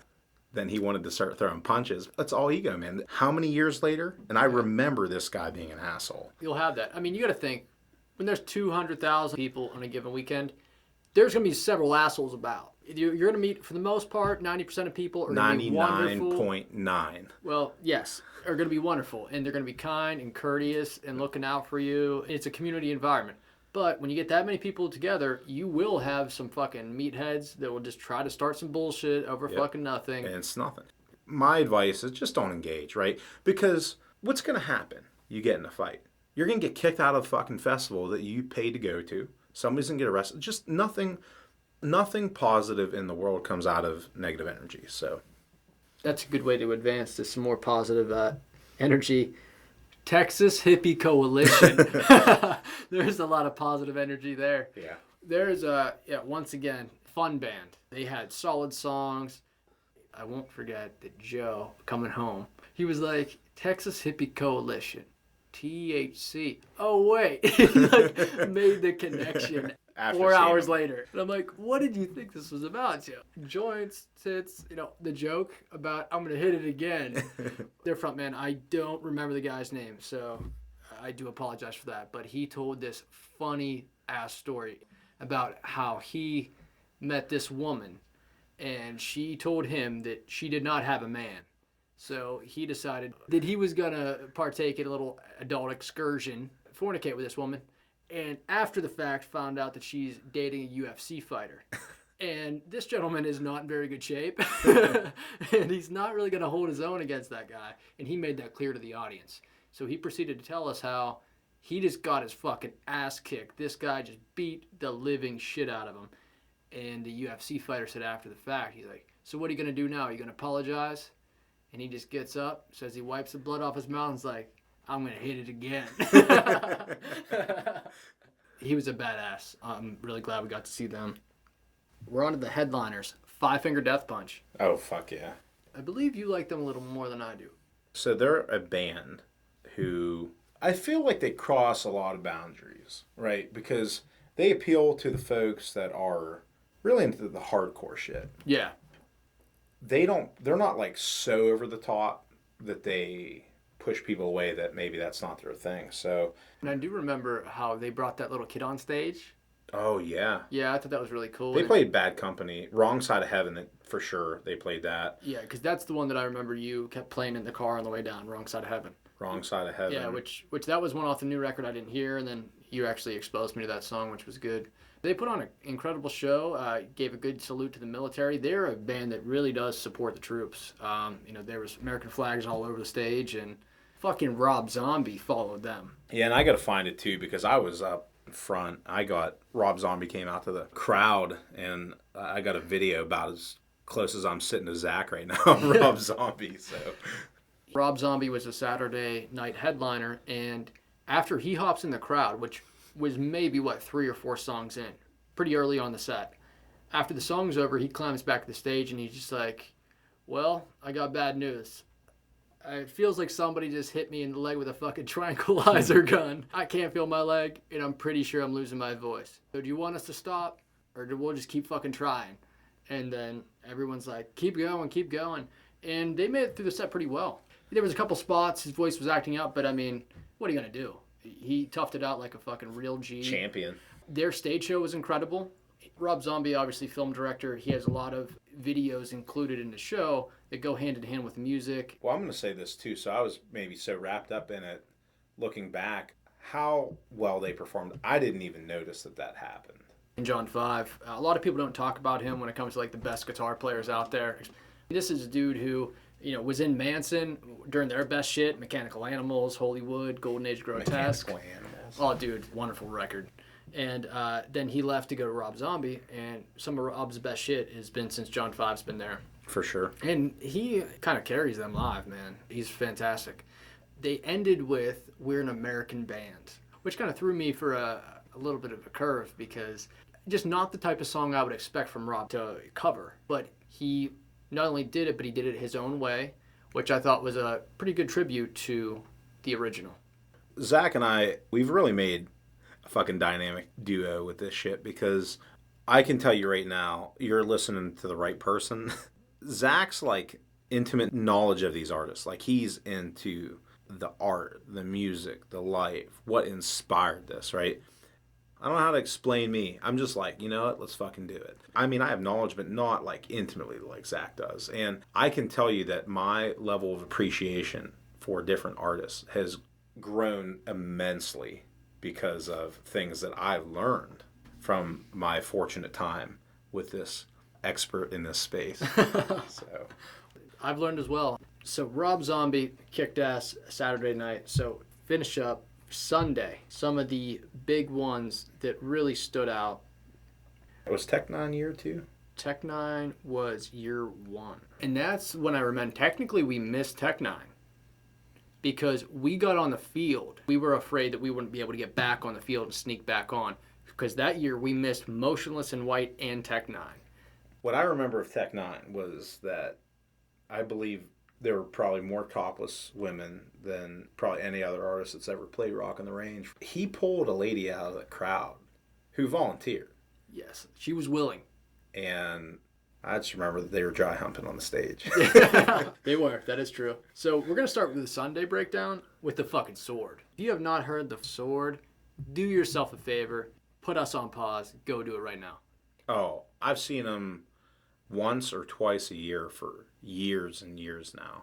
This was a band that Sean, he kept telling me, I'm telling you, dude, the sword, man, check them out. The sword, the sword, the sword. And I did, and I listened to some of their studio albums, was very impressed.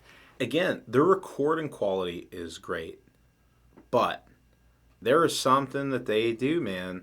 They are a complete band, in my opinion. First of all, they have 2 lead guitarists who just fucking take turns ripping back and forth. Their drummer, their whole fucking dynamic is they're a complete package. I believe Metallica did some kind of like world tour, and they had the Sword as like an opening band for them, and that would be a kick-ass show to see the Sword open for Metallica. Oh yeah. When it comes to being an artist, one of the things that I really do appreciate about this band, right? One of the easiest things to do is for a band to find something that works. Not knocking anybody here, but let's just say AC/DC, and then do the same fucking thing for like 40 years, okay? Yeah.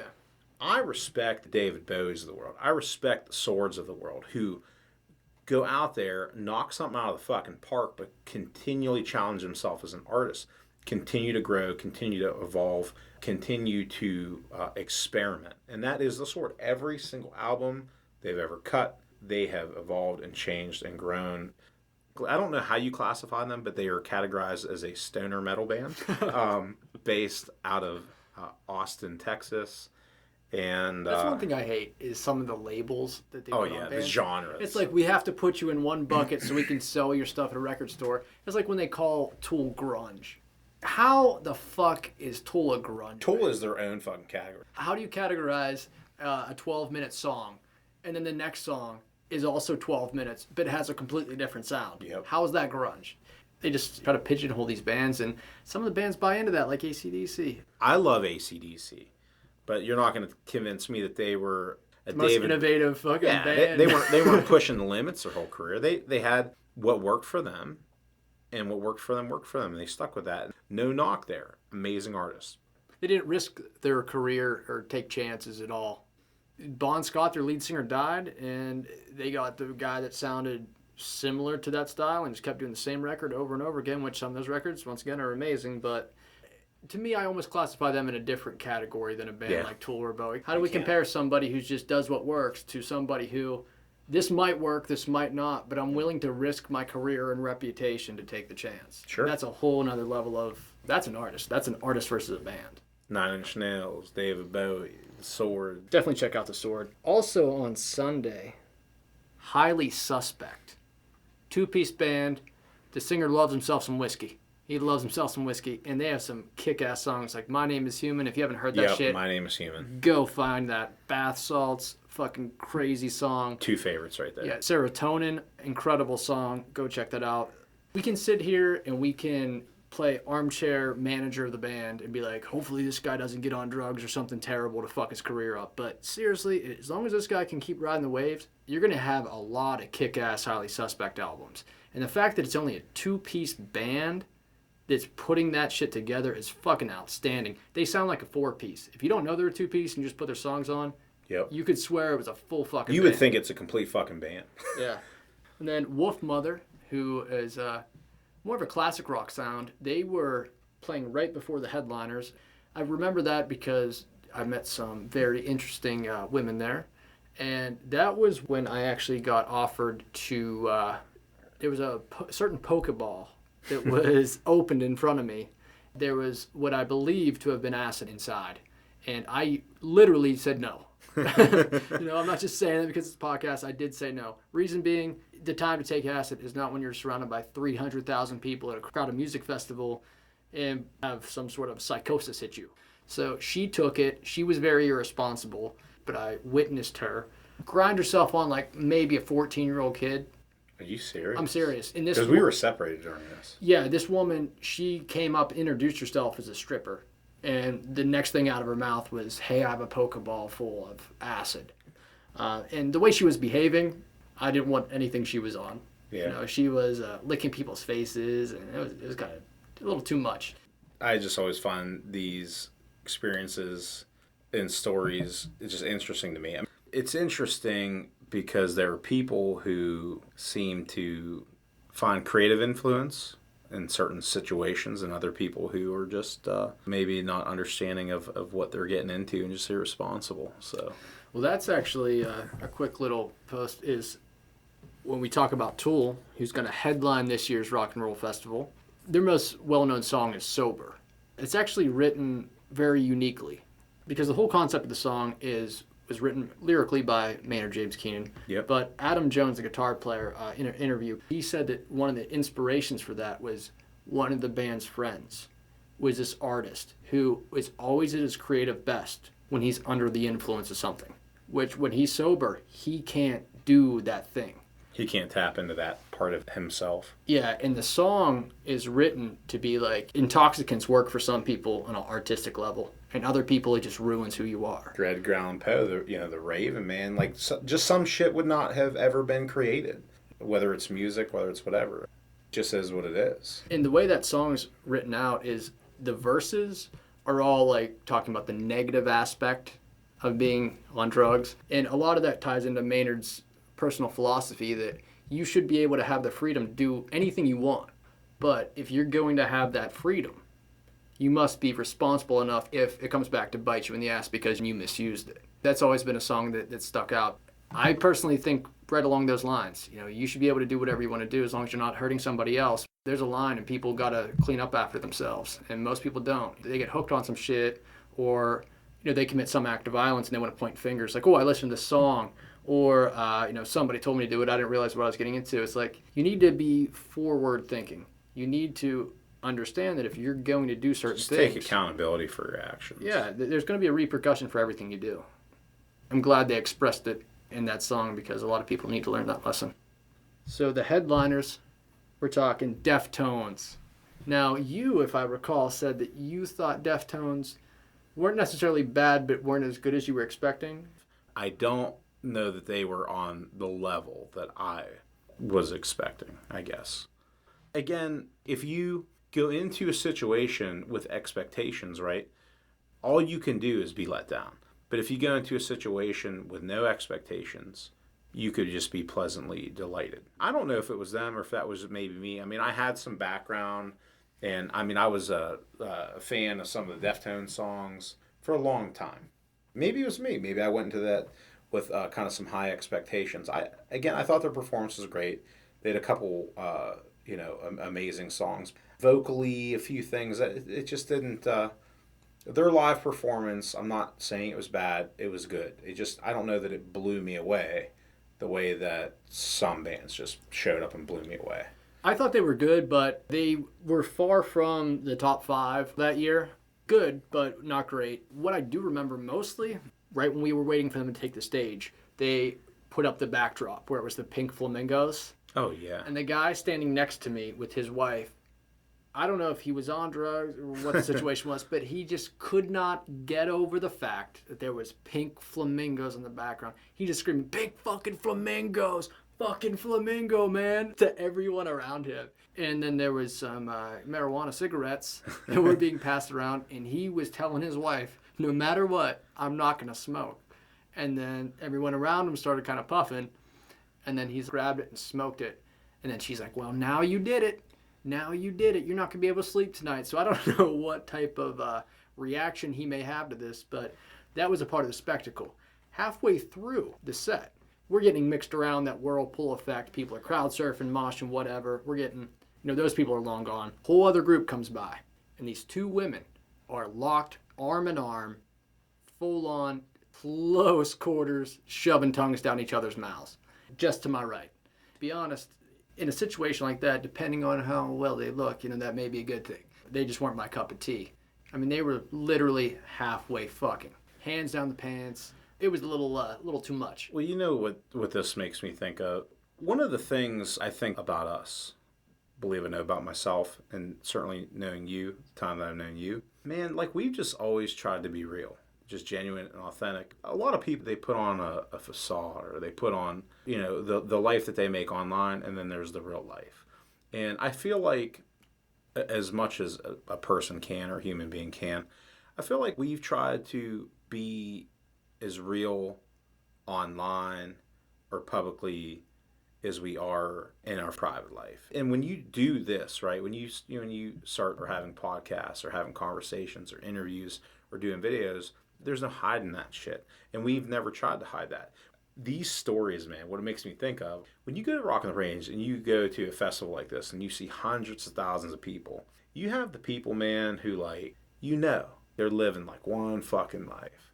And then they show up there and like, who the fuck knows? Like they unleash the fucking beast or something for like a weekend or whatever. I mean, you see everything, man. Like you see people, we didn't even touch on this shit. Like people getting crowd surfed in fucking chicken suits and Captain America. Dressing up like Amish people, yeah. And Spider-Man, and the costumes. That's another thing worth mentioning is you will see some elaborate ones. We saw this whole gang of 4 or 5 people dressed up like Alice in Wonderland that one year.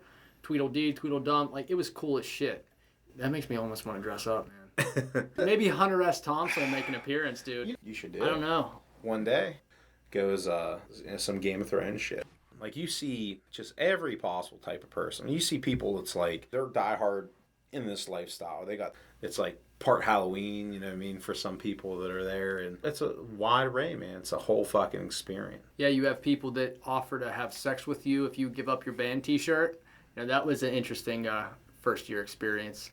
Oh yeah, somebody offered you sex for your Manson shirt. I have this really cool Marilyn Manson shirt that is him sitting on the toilet while reading the Holy Bible. One of a kind. I've never saw one like it. Somehow found it online, jumped on it. So when we were there for day one of the first year, we were seeing a band, and this woman came up to me, complimented the shirt, and asked if I bought it at the festival, which I said no.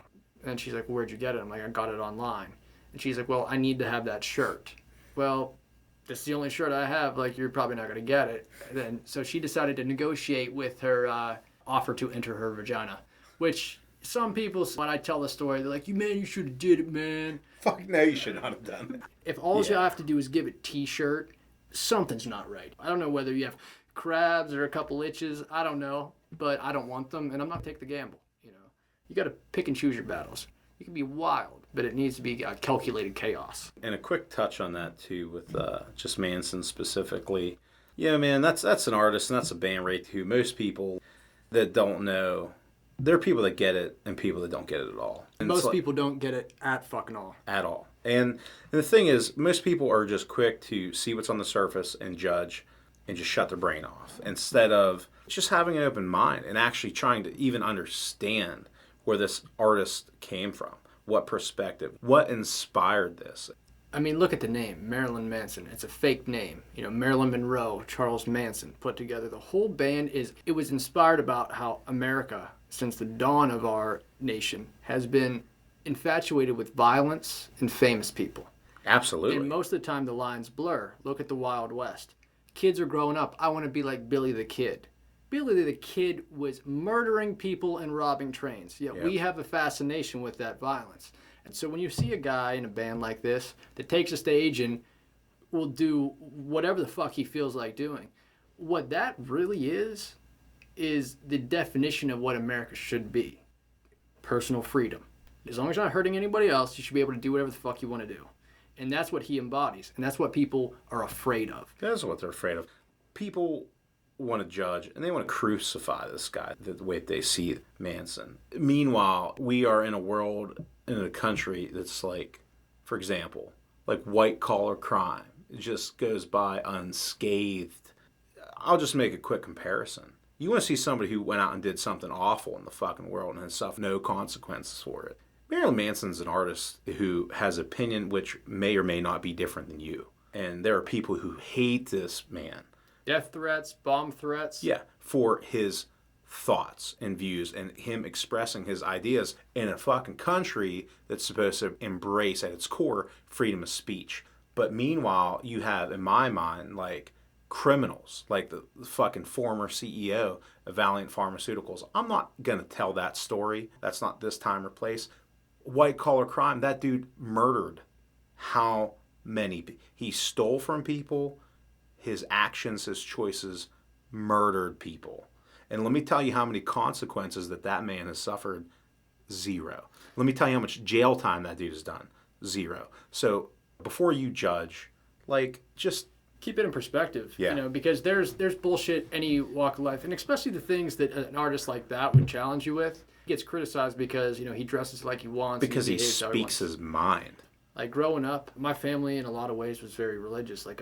So as soon as like I was knee high to a grasshopper, you know, that's when Manson was big. When I was like 4 or 5 years old, late 90s, and it was like the programming. This guy's the devil. Kids at school, it was just rumors about this guy, how crazy he is, and that's how he's just out of control.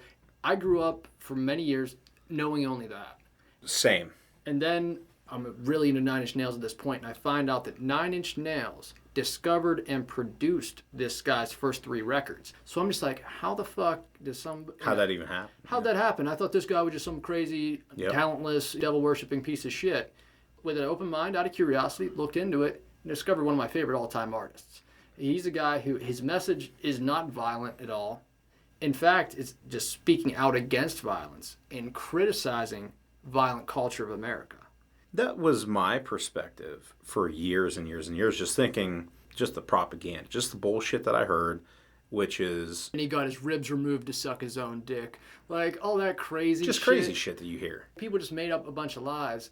If you look at any interview he's ever given, he's like, I'm not against any individual God, and I'm not disrespectful of people's beliefs. But what I stand against is the concept of organized religion that makes you grow up to feel guilty based on your human nature. And also will use these unproven beliefs to extort money out of people and exploit people and extract behaviors out of people. Which I think that's an important lesson that all Americans should fucking know. Whether it be the government, the church, the state, there's a reason that should be separate. And if you just look back to a history before America became America in England, if you didn't go to the churches they wanted you to go to, they burned you in the middle of the fucking town square. So without people like a Manson or like a George Washington, these revolutionaries that have a unique opinion, will be willing to die for it. That's how change happens. And that's what makes America fucking great. It's not going to be your little stupid hat, make America great again, or your little fucking posts on Facebook acting like your fucking opinion is valid at all. It's real individuals who are not afraid to stand up for what is right, what they believe in. And because of him, look, 20 years later, he was somebody who wasn't afraid of cross-dressing or whatever. Now look, gay marriage is fucking legal. Yeah. All this shit. Like, people like that push the culture when the culture doesn't want to move. They push the limit. I think one of the things that makes America fucking great, dude, is freedom. I think it is freedom of speech, freedom of religion, right? A pet peeve that I have always had is just a lack of tolerance and respect for the opinions of others when they differ than yours. In my life, or maybe I'm wired a different way, some of the people, man, that I respect the most in my life, or I have come to care about deeply and closely as a human being, are people who fundamentally, at their core, think very differently than me in one way or another, in one aspect of life or another. It doesn't mean that you have to agree with one another, but when you have an open mind and you can just hear and at least respect, even if you don't agree with, you could just respect somebody else's right as a human being to think differently than you. You can actually grow and evolve as a human being. Right on, but it's not you can. you will. Absolutely. You will, because worst case scenario, even somebody like Manson, I'm a huge fan, but I don't even agree with everything the guy says. Yeah, But overall, I understand what he's getting at, and that's what I support. I support freedom, evolution of the human race, open minds, get rid of the ignorance. The evolution of the human mind, man. If you don't like someone else's thought or someone else's opinion or it bothers you, then just don't fucking listen. Don't bitch. So, the final headliner of good old 2 years ago Rock on the Range, the Red Hot Chili Peppers. Now, we were definitely split up at this point because I remember it was me and Dave were there. There was so much movement, man, so much crowd surfing that he literally got knocked off his feet by the crowd. Me and this other guy picked him up to keep him from getting like stomped on. And then he was fine. But there was this kid, he told me he was like 15 or 16, him and his buddy, right before the Chili Peppers. You know, a lot of people are passing around the joints, and that's when that lady had that bag where I told you she pulled out 30 joints. That was that show. She was passing it down. The first guy hitting them was this kid who was 16, dude. Him and his buddy. Literally hit all those and just passing around, just everyone around. This kid, right as soon as the Chili Peppers get on, first song, as soon as Dave gets knocked over, pulled back up, these kids start getting fucking paranoid. And they're just like, man, I'm going to have a panic attack. I got to get out of here. Ask me and Dave to help them get out. And I'm like, you got to be fucking kidding me, dude. Don't get me wrong. I don't want to see anybody in trouble. But the fan of me who has been waiting to see the Chili Peppers since times were good. Yeah. I'm expected to leave second row, which there's no way I'm going to get this close again. So why did you have to leave? Well, I didn't have to leave. Just to help this person. Yeah, there's two kids. They were way in over their head. Sometimes things can have a delayed reaction with alcohol, anything. That other shoe dropped, and they could not handle it. And they were not only freaking out because of what they chose to do, but the situation around them, that hectic, chaotic tornado of energy of being the top two, definitely were not ready. So they backed out. I helped them leave. And at the time, I was like, man, I need to get something to eat if I'm fucking out of here. So I literally sprint to the concession stand. Got a $5 little plate of nachos. Not good nachos either. You know, they just rape you, like the movie theater. So I just woofed down these nachos. And then I go back onto the field. And I'm like, fuck, how can I get close as possible? Because I know I'm not going to get that far. So I was like, fuck it, crowd surf. So I asked him, like, hey, man, can you get me up? Can you get me up? So they did. They passed me along. And the good thing about crowd surfing during a show like that is if you are going to crowd surf, your chances are a lot better of not getting dropped. Because it's so packed. So packed. People every 5 seconds have to turn around for somebody else. So they're like almost kind of aware. I got up around fifth row. I saw Joe. Get out of here. Where I left, I could literally high-five the security guy. My personal memory of Red Hot Chili Peppers was I was hugging the fucking front wall, like row one. I remember meeting this girl while waiting for the Red Hot Chili Peppers. Life is weird, man. Life is funny, and how this triggered other events that kind of came on down the road in my life. When you wait for the headlining act, you know, you might have, who knows, 40 minutes, 45 minutes. And this girl asked me politely if I would mind if she got in front of me. First of all, let me clarify. I was taller than her. I'm pretty sure I would have obstructed her view. I don't know how to explain it, man, but it was like the vibe. I just understood the way that she asked me, that while it was important to me, I ended up knowing that it was more important to her. So we had time to talk. What I did not understand when she asked me to get in front of me was her trip to Rock on the Range was a gift to her from her sister and her sister's husband. And the reason that they did it specifically was for the Red Hot Chili Peppers. And what I did not know, she hit some kind of a low. And she was going to take her own life. And it was a Red Hot Chili Peppers song that fucking came on and saved her life. To hear that firsthand and be able to kind of tell, because you can tell when some certain people have like these super elaborate stories about like, I had the gun in my mouth. We're just like, shut the fuck up, you didn't. You know what I mean? Because I remember when you first fucking told it, being there and like seeing it from you and just like you breaking it down, I could tell it was like authentic. I knew it was authentic. This chick was affected. What you know now about like John Frusciante's backstory and all the lows he came from, isn't it fucking amazing, dude, that like somebody like that picks himself up, makes music that makes some other human being save their fucking life on this planet, dude. Yep. Everyone wrote him off and like said a bunch of crazy shit when he quit the band and when he kind of was going nuts. The strength that certain individuals have in their spirit, dude, even no matter what fucked up situation or how low they get, certain people, sooner or later, like, they will bounce back, and when they do, they're going to be better than ever. And it's just amazing that it's an individual like that just makes a piece of art, man, a piece of music, the whole reason we go to this festival, and it can just save a life. She had, like, actually made a sign. You saved my life. And then on the flip side, because we had time to talk, I had not done some of the trips or some of the traveling or some of the, kind of venturing out there. We were lighthouses in each other's lives and collided for a reason. And I believe that to this day. On one level, here was somebody who had a much more compelling reason to be up front to see the Chili Peppers than me. Not that it made no difference to me to be second row or to be first row. Like, I had equally as good of an experience, right? So you're not trying to act like Gandhi, but what you did is definitely nice for somebody else because you had the ability to be that guy. I could have been an asshole. You could have been that guy that's, even though your view would not be obstructed, to be like, no, just for the fuck of it. There's people like that, dude. There were times during that concert where I at least got to contribute to helping them not get crushed. While I went behind, I still had access to the front wall at times or whatever, but I had at least the ability to stop or help stop the surge from just absolutely crushing them. The other piece of it too, so that was like her thing, right? And my thing was, I had gone through a separation, I had gone through a divorce, and I was just kind of like at this place in life. Without getting like way too much in the backstory, I knew that I was going to go somewhere. The where and how and why had not necessarily formulated or kind of come to fruition yet.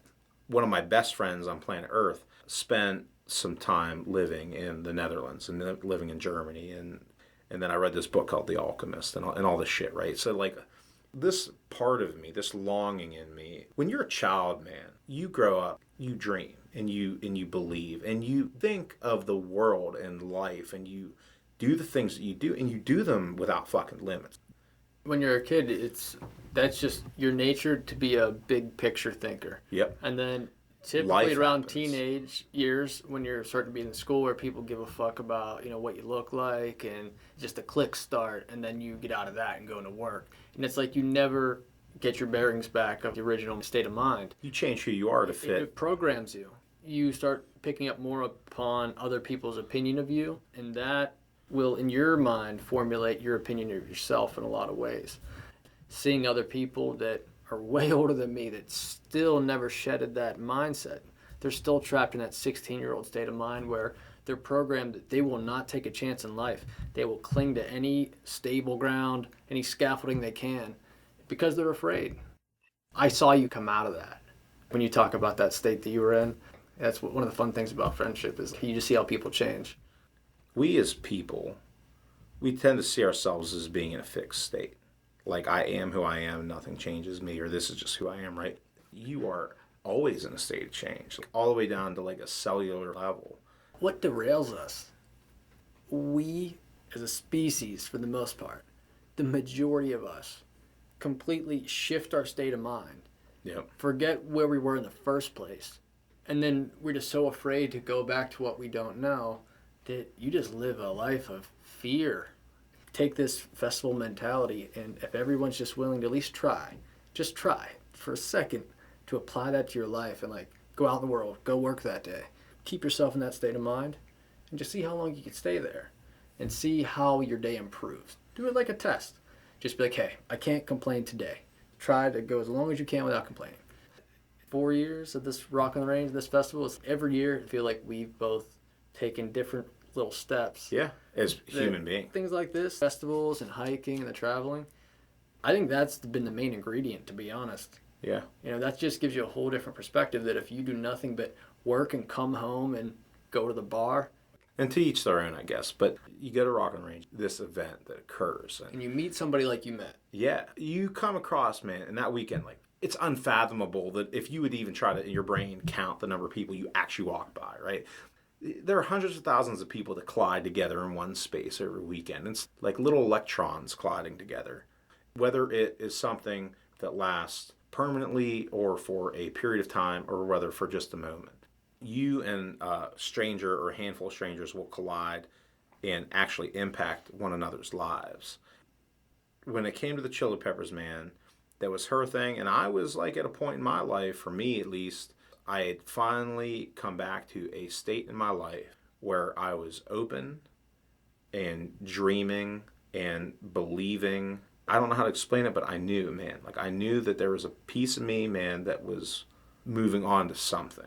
I knew I was going to go somewhere. I didn't know where. I didn't know why, but I just knew in my soul. For the first time since being a child, I saw my life without limitation again.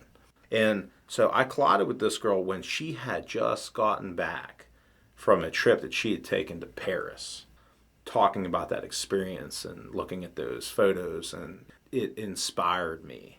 Life is short, and you only have so many days, so many whatever. And all I'm getting at is like, man, if only one time in my life, I'm just not going to look back and be like, no, I never did it.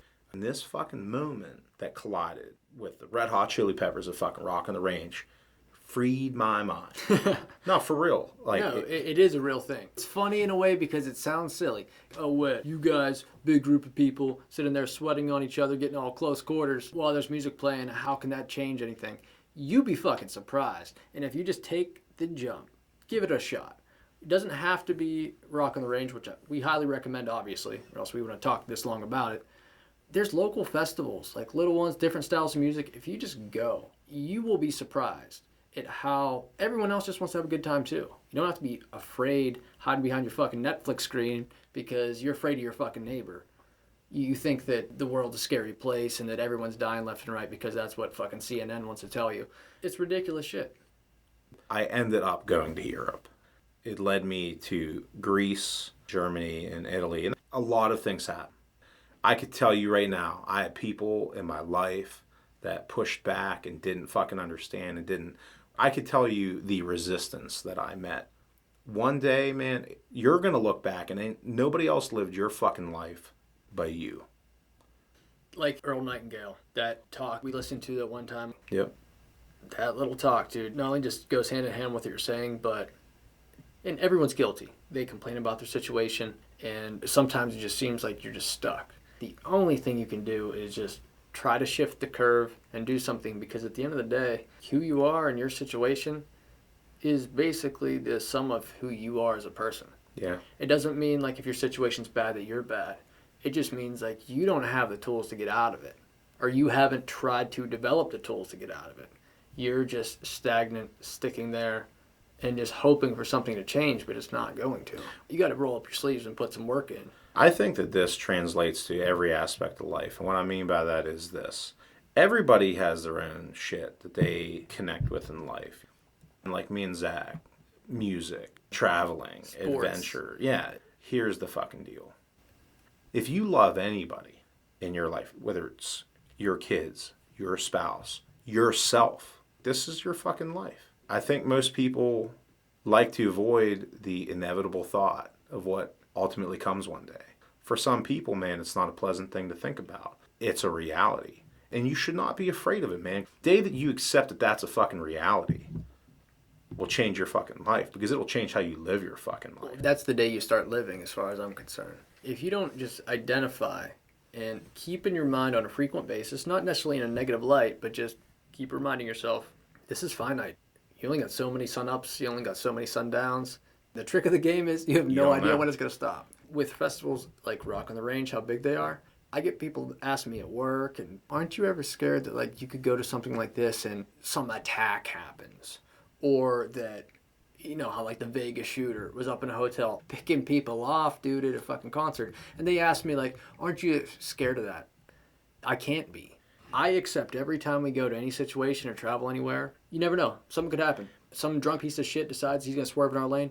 You never know what's going to happen, dude. And I just think if I listened to that little voice of concern, you'd never do anything. You'd sit around, and then when your time comes and you're getting sick and you're old and you're worried, man, you're worried that you wasted this time.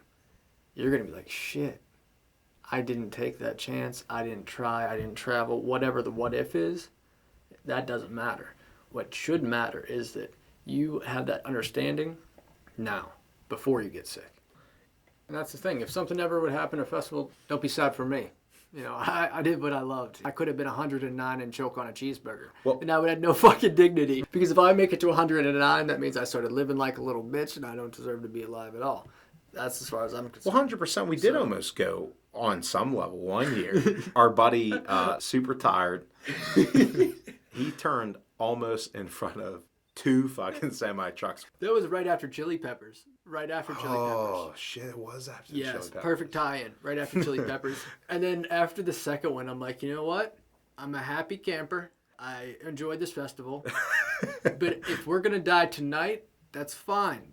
But let me get a steak first. So we went to the Press Grill. The Press Grill, that's it. But we went there and had a tremendous steak, had a tremendous time. And it was just fun because you had a festival, you had a close call, and it just felt good to be alive, you know, have that beautiful beer. God, that made that beer and that steak more enjoyable than ever before. Yeah, and then appreciate the company of your fellow humans is cool too. But in my heart, I know the universe has been kind to me and Zach. I think it knows that there's a few more fucking adventures in store for the two of us. Oh, definitely. Winter ice storm Decima, you know, we decided, fuck it, we're still going to go hiking, drive through the thing. Off the road, tractor trailer trucks knocked off the road, cars stalled out, semis turned over, and we're just pushing through. We made it safely. Fucking front wheel drive, little 2-wheel drive car with all season tires on it at the time. It didn't even have fucking winter tires on it. There was just so much determination in that car. The universe was just like, you know what, man? These guys are good. Yeah. We're gonna make sure that they're gonna not tip over and get run over by a semi. So I have no complaints. Finished up with the Rock on the Range. Year 2, we had a near-death experience. I don't know if you listeners were expecting that. Last year, year 3, as some of you may know, the day before Rock on the Range, unfortunately, Chris Cornell hung himself. And from what I've heard and gathered online, they think it could be related to something with antidepressants or some psych medication. And, you know, that's a whole nother podcast in itself, getting into the ridiculousness of some of the medications that they have our children and fellow people on. But he committed suicide within 24 hours of us actually getting to see him at Rock on the Range. Soundgarden was going to headline the first night of the festival. So going into last year, there was a lot of talk about, would they even have a band fill in? Would they even have anything at all? You know, we didn't know. So we show up there and boy, did we get a surprise. So before we dive into that, I'll just give them that little tidbit. Bad Flower. That's the next band on the list to talk about. The first day, Friday, 12:30, Bad Flower took the stage. A couple months prior, when me and Sean were digging around to try to get acquainted with some of the bands we don't know, these guys fucking blew us away. They're a young band, but man, they got serious skill. The whole band's talented. That lead singer, though, I think he's the glue that holds that together. So good songwriter too. It's more on the classic rock end than some of the other bands that were present. Another one to really talk about, Motionless in White. We missed them the first time around. Yeah, we did. And I remember this because this was the rain delay. They made us evacuate. Oh, we thought we were going to miss them a second time. Yeah, and then we were like, oh, this is cursed. Like, we still don't fucking get to see Motionless in White. And word came out, we were sitting at Steak and Shake, you know, having a nice little meal. And then word came out that they were going to resume the show. Shortened sets, you know, everyone have to shave down a song or two, but we just would get in to see time them. for some Motionless in White.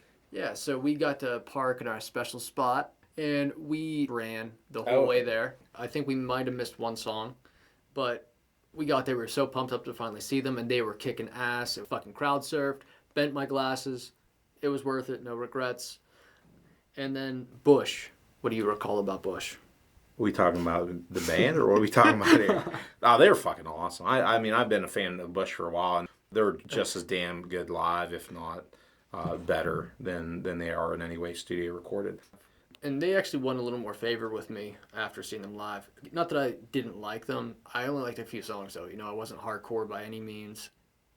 Their set, top to bottom, had just good song after good song after good song. Like, they had no fat in their set. So, and I really appreciate that.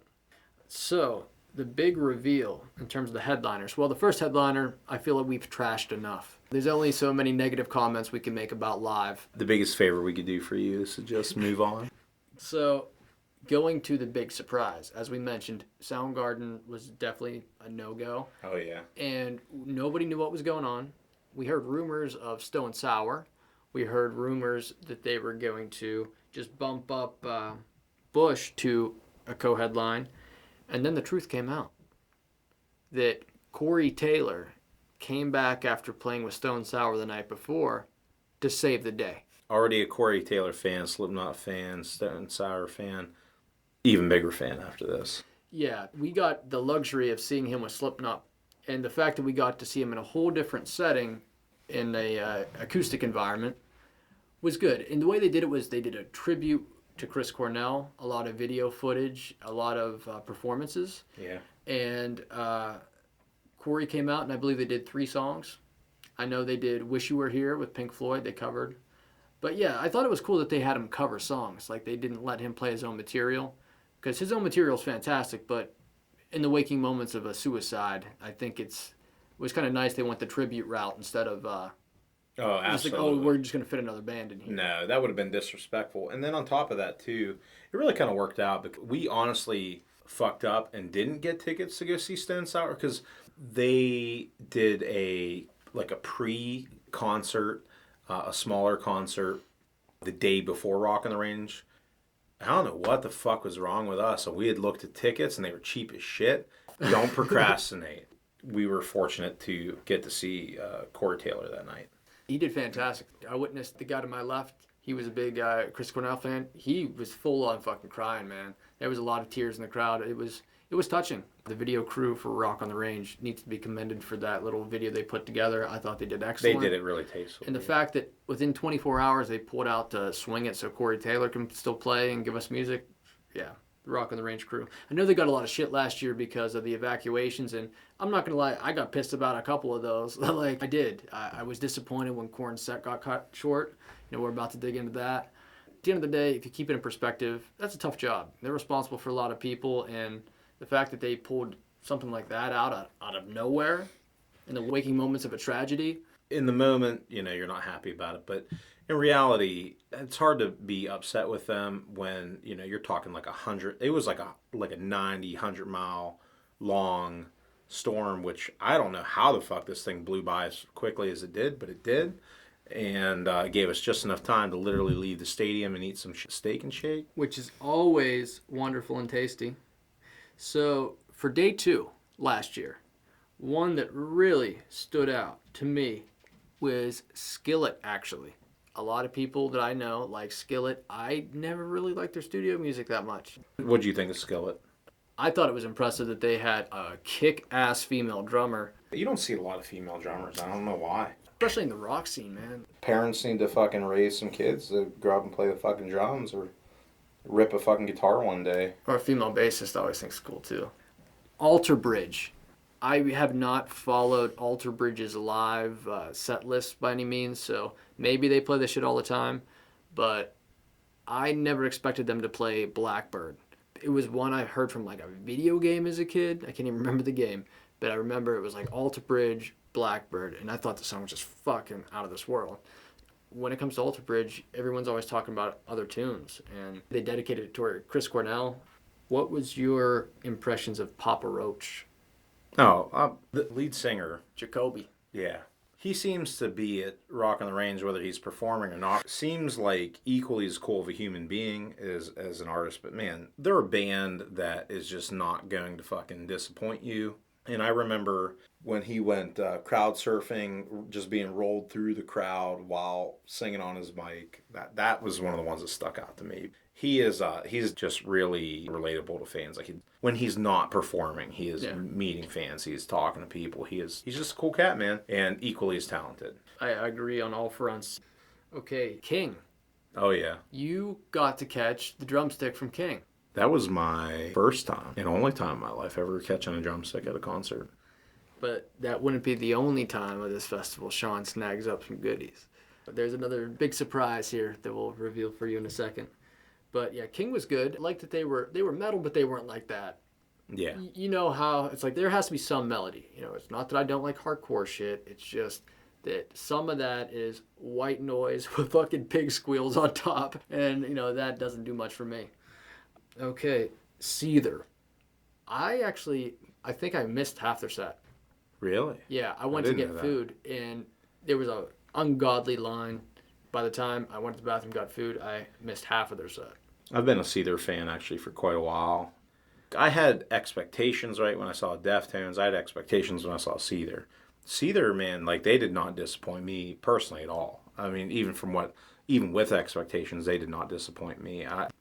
There's like a handful of performances over the years I can just remember. And man, like, I'm really glad I saw this band. Like, I like Thrice and seeing Black Honey and the spacesuits and Starset, man, they're fucking awesome. Yeah, I commend them. I mean, when you have lyrics that go hand in hand with Carl Sagan philosophy, you're cool in my book. Yeah, and you know, Seether, man, they're up there for me. So yeah, what I saw was amazing. All their hits, they literally sounded like you played the record. You know, it wasn't a drop off in any way in talent, but it's just, I don't know what the hell happened, but I missed at least 2 to 3 songs. Well, the thing with that band is, like, to me, man, they're kind of like Bush, right? Like, if you follow that band at all, it's like just hit after fucking hit after fucking hit after fucking hit. I mean, you have some bands that's like they have a hit or two, they're one hit wonder, which in and of itself is a special type of phenomenon. But yeah, dude, it's just like, go and see Seether plays. They're just ripping the album, man. And it's nonstop. It's like an action-packed concert. I hope to see a full set of Seether at some point in the future. The next one, we're getting into the headliners. So, as mentioned with Saturday, there was different times we had to evacuate the premises. And that gave us an additional challenge to cross, but I think we made the best of it in most cases. But The Offspring, first headliner.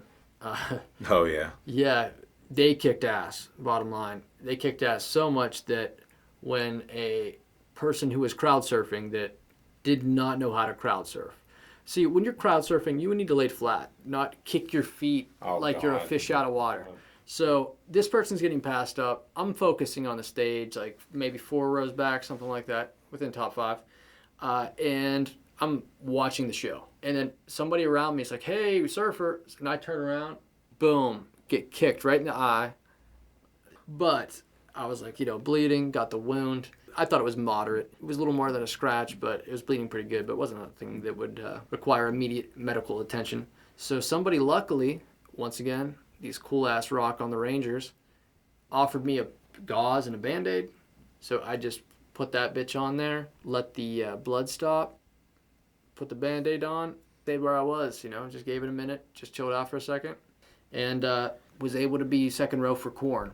Fortunately, had that set cut short, but I loved what I saw. What'd you think of Korn? Man, they were a bunch of fucking freaks on a leash. That says it all. Yeah, we can just move on. That's all you need to know. I would love to see them again and hopefully see a full set list. Finally, couple gems here. Sunday, last year, the final time we stepped on those hollow grounds, we saw some badass bands. Zach Sabbath. Fucking Zach Wild. Fucking wild.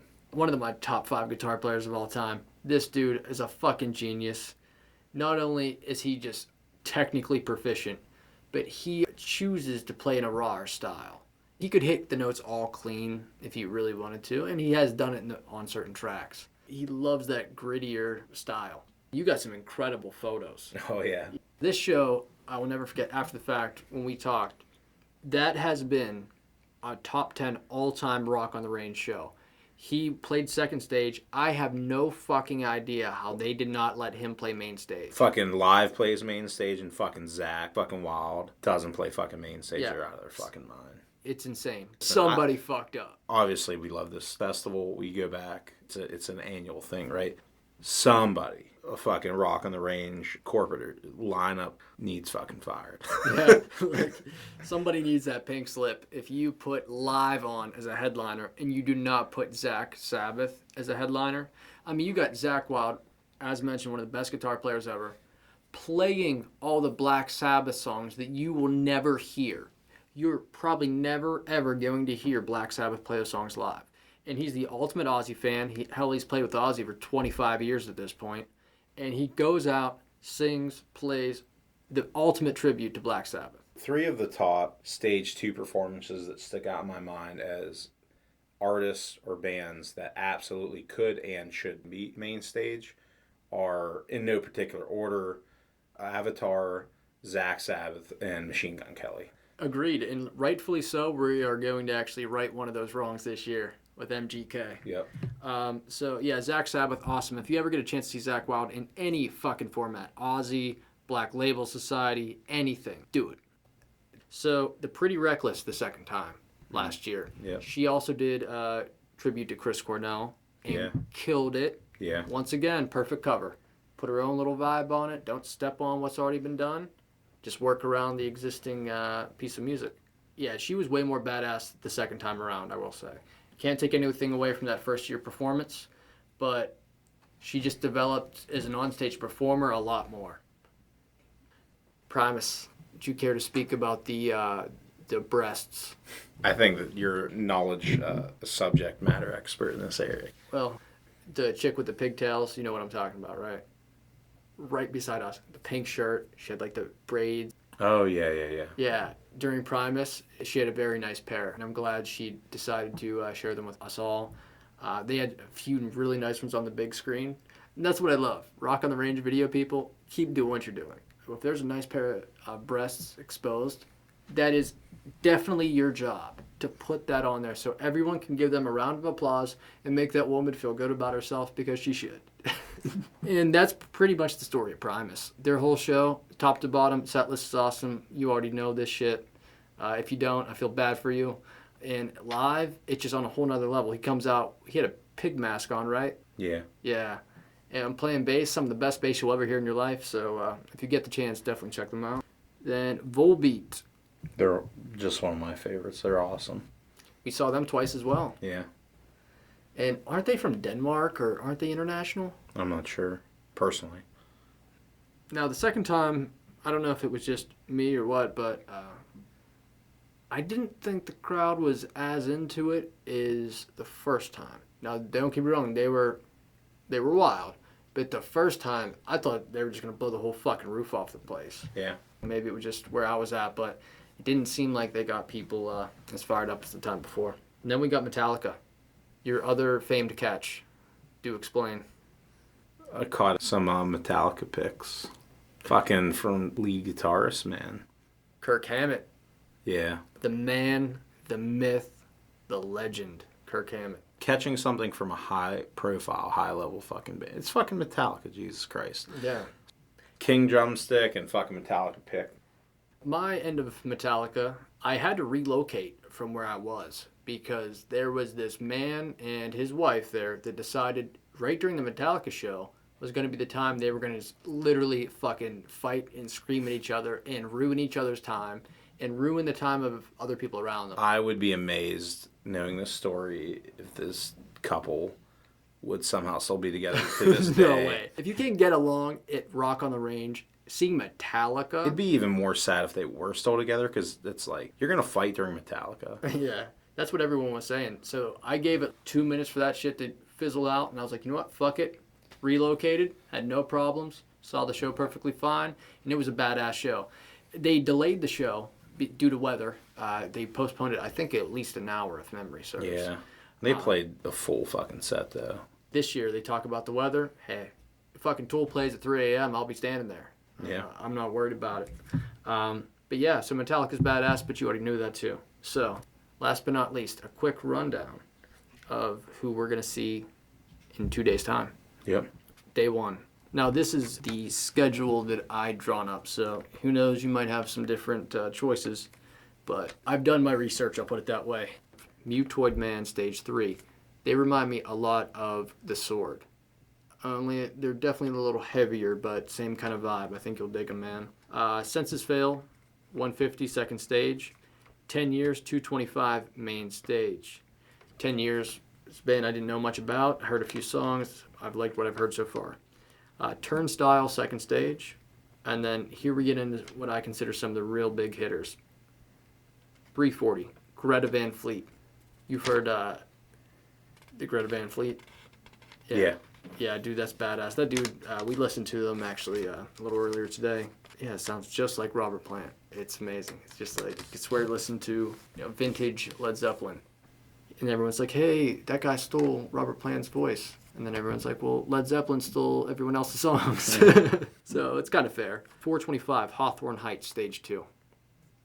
5 o'clock, MGK on the main stage. 5 p.m. Friday. 5 p.m. first day.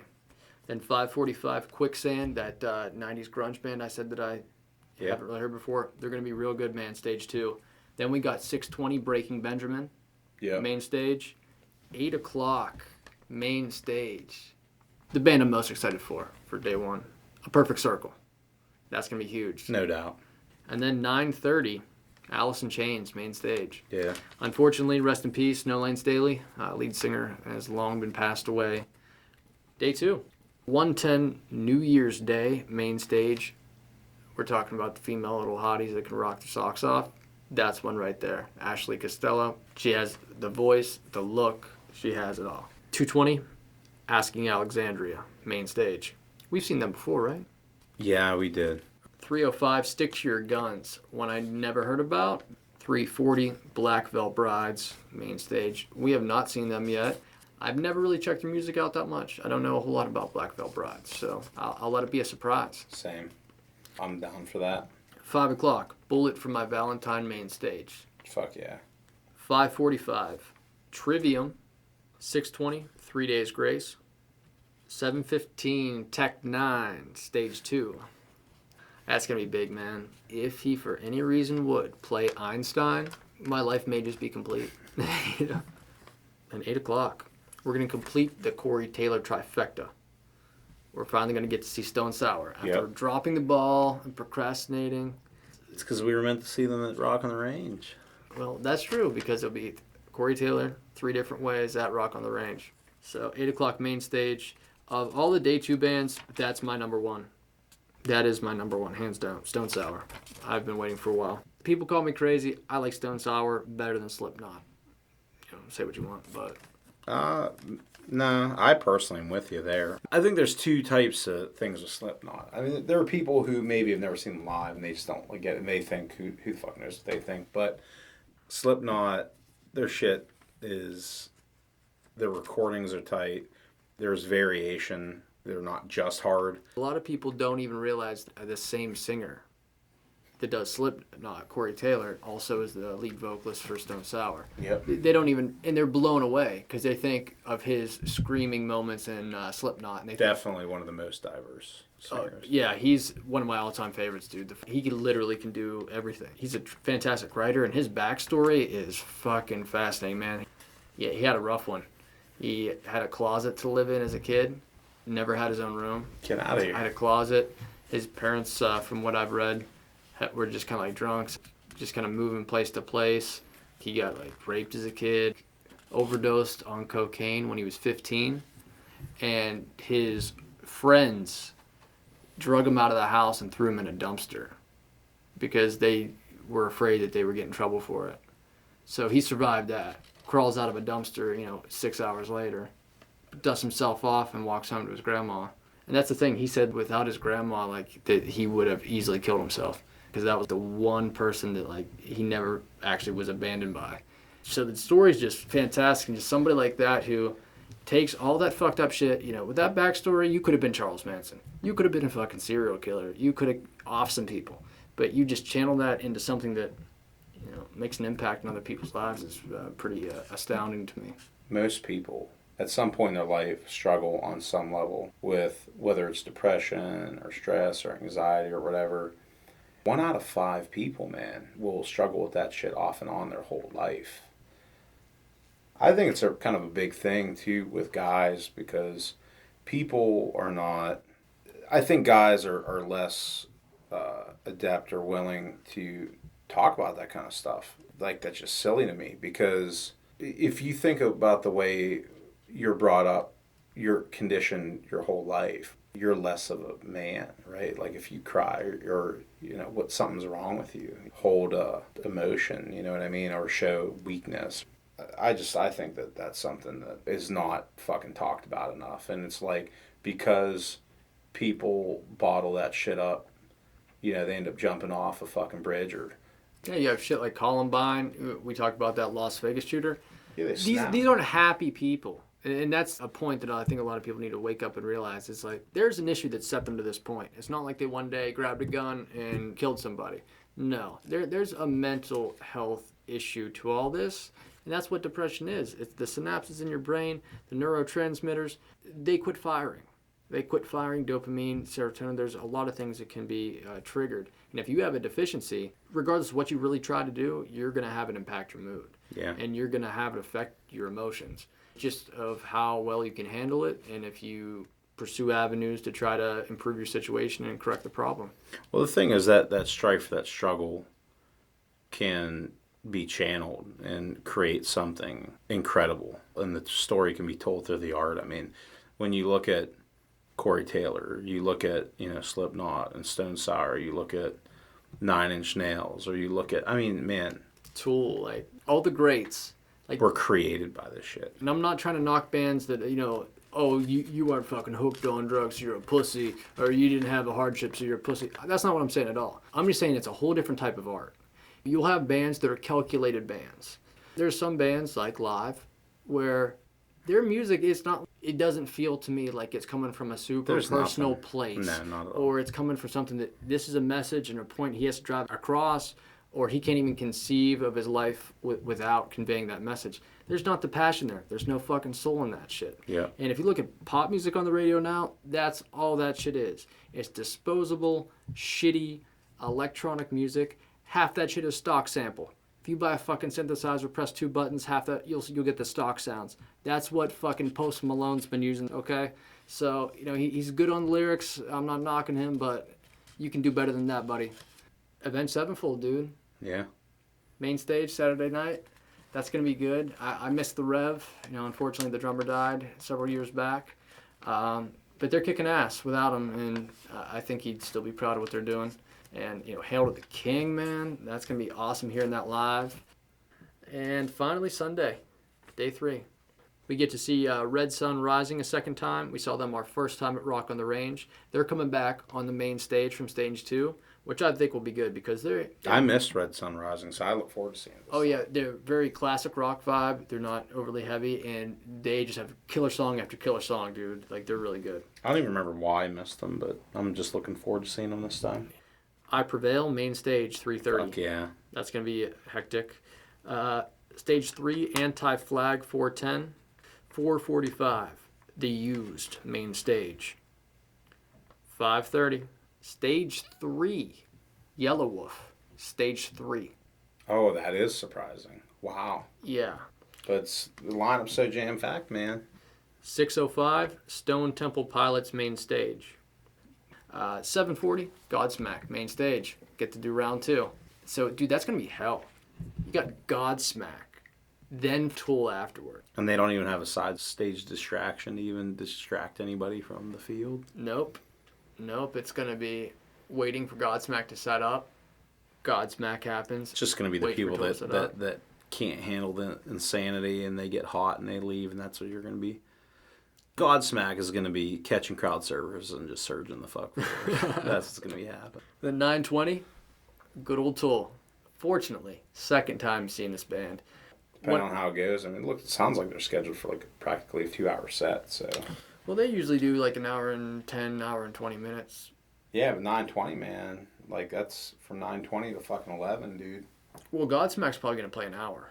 So then, if Godsmack gets off at 8:40, they'll have 40 minutes to set up the set. Yeah, so 9:20 to because fucking 11. Tool's set, when we saw them, video screens and all that stuff, Yeah. some people were curious to see how much of that they'd do with a big festival.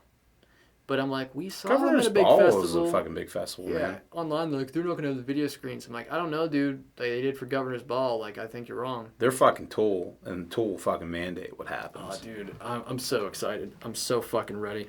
Tool's one of those bands where if you gave me, like, 4 artists I could take if I was on a desert island, yeah, I'd give me some Tool. They're one of those bands, dude, where the more you hear one song, the more you like it. It's not like some of those bands that they don't have a whole lot of lasting element to their songs. You hear a song 5 times, you're fucking sick of it. No, Tool is a band where the more you listen to that shit, the more that sinks into you. Outside of 9 Inch Nails, they put on the best live show I've ever seen. When we were in Randall's Island, New York City, just outside of, well, Randall's Island's outside of Harlem, but we went to New York City for a trip. And they had a wonderful show. We met cool-ass people from Boston. And once again, we got separated. So what was your little Tool moment? I think the one positive thing for sure, well, there's a shitload of positive things to say about Governor's Ball in New York, but one of the positive things I would definitely say is from a just purely seeing and experiencing the band perspective, that was a good festival too, because like people really were not that rowdy, right? There's not a ton of pitting. There's not a ton of crowd surfing. It's discouraged. I think that you lose something. I think you lose some magic from that. That won't make sense maybe to somebody. That fucking madness, man, is something in and of itself. But I did feel that was the perfect venue to see Tool, though. Maybe I'm wrong. That's my prediction, though, because honestly, Tool is a band that, like, they hate that shit. Yeah. They don't like this fucking moshing and all this bullshit. In fact, there's video online of Maynard, like, literally, some dude ran on stage, and Maynard takes him down, gets his back, because he does jiu-jitsu, and just, like, was singing with this guy, like, practically halfway in a rear naked choke. Any fans up on stage, any of that bullshit, that's why Maynard goes to the back of the stage now. Yeah. He doesn't interact because he doesn't like how people act. Because he's like, look, we have a fucking show. Like, this is an experience. You should be taking this in. Because, dude, some songs, some bands on here, on this lineup, you're supposed to mosh to that shit. Some things are made for that purpose. Tool's not. Yeah. And people, like, try to force that to be it just because music's a little heavy. That's not how it should be. No, I'm either for Tool, and I will do this for the entire Godsmack set, to be honest with you. My goal is to try to get to that middle wall. And if not, man, like, I'm going to get a good view, but honestly, I might just back off a few rows just because I want to just experience fucking Tool there. Yeah, agreed, because I was just debating, like, do I want to get second row? Because don't get me wrong, there's something cool and fun about that. But to me, if I stood the whole time up at, like, say, second row, I know when that show's over, I'm going to be like, shit, I didn't get to see a lot. As far as I'm concerned, this is 100% the only time in our life where we will have an opportunity to see Tool at Rock on the Range. I don't think it will ever happen again. Yeah. So, Of all the headliners that we've already discussed, Slipknot was a zoo. Linkin Park was fucking madness. We've already dealt with a lot of that madness. Yeah. Where for a band like Tool, there's so many other opportunities for that. If I'm 8 rows back and I get a better view, I'll be 8 rows back. I'm not trying to be constantly having my back turned to fucking crowd surf people. yeah. You know, I want to see the show. Tool is just a whole other fucking animal than most of these bands. And I hope they reach a lot of people, dude. So, final thoughts. Pumped as fuck. This is the end.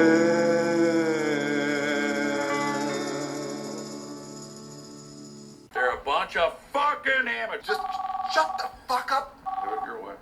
But they're amateurs.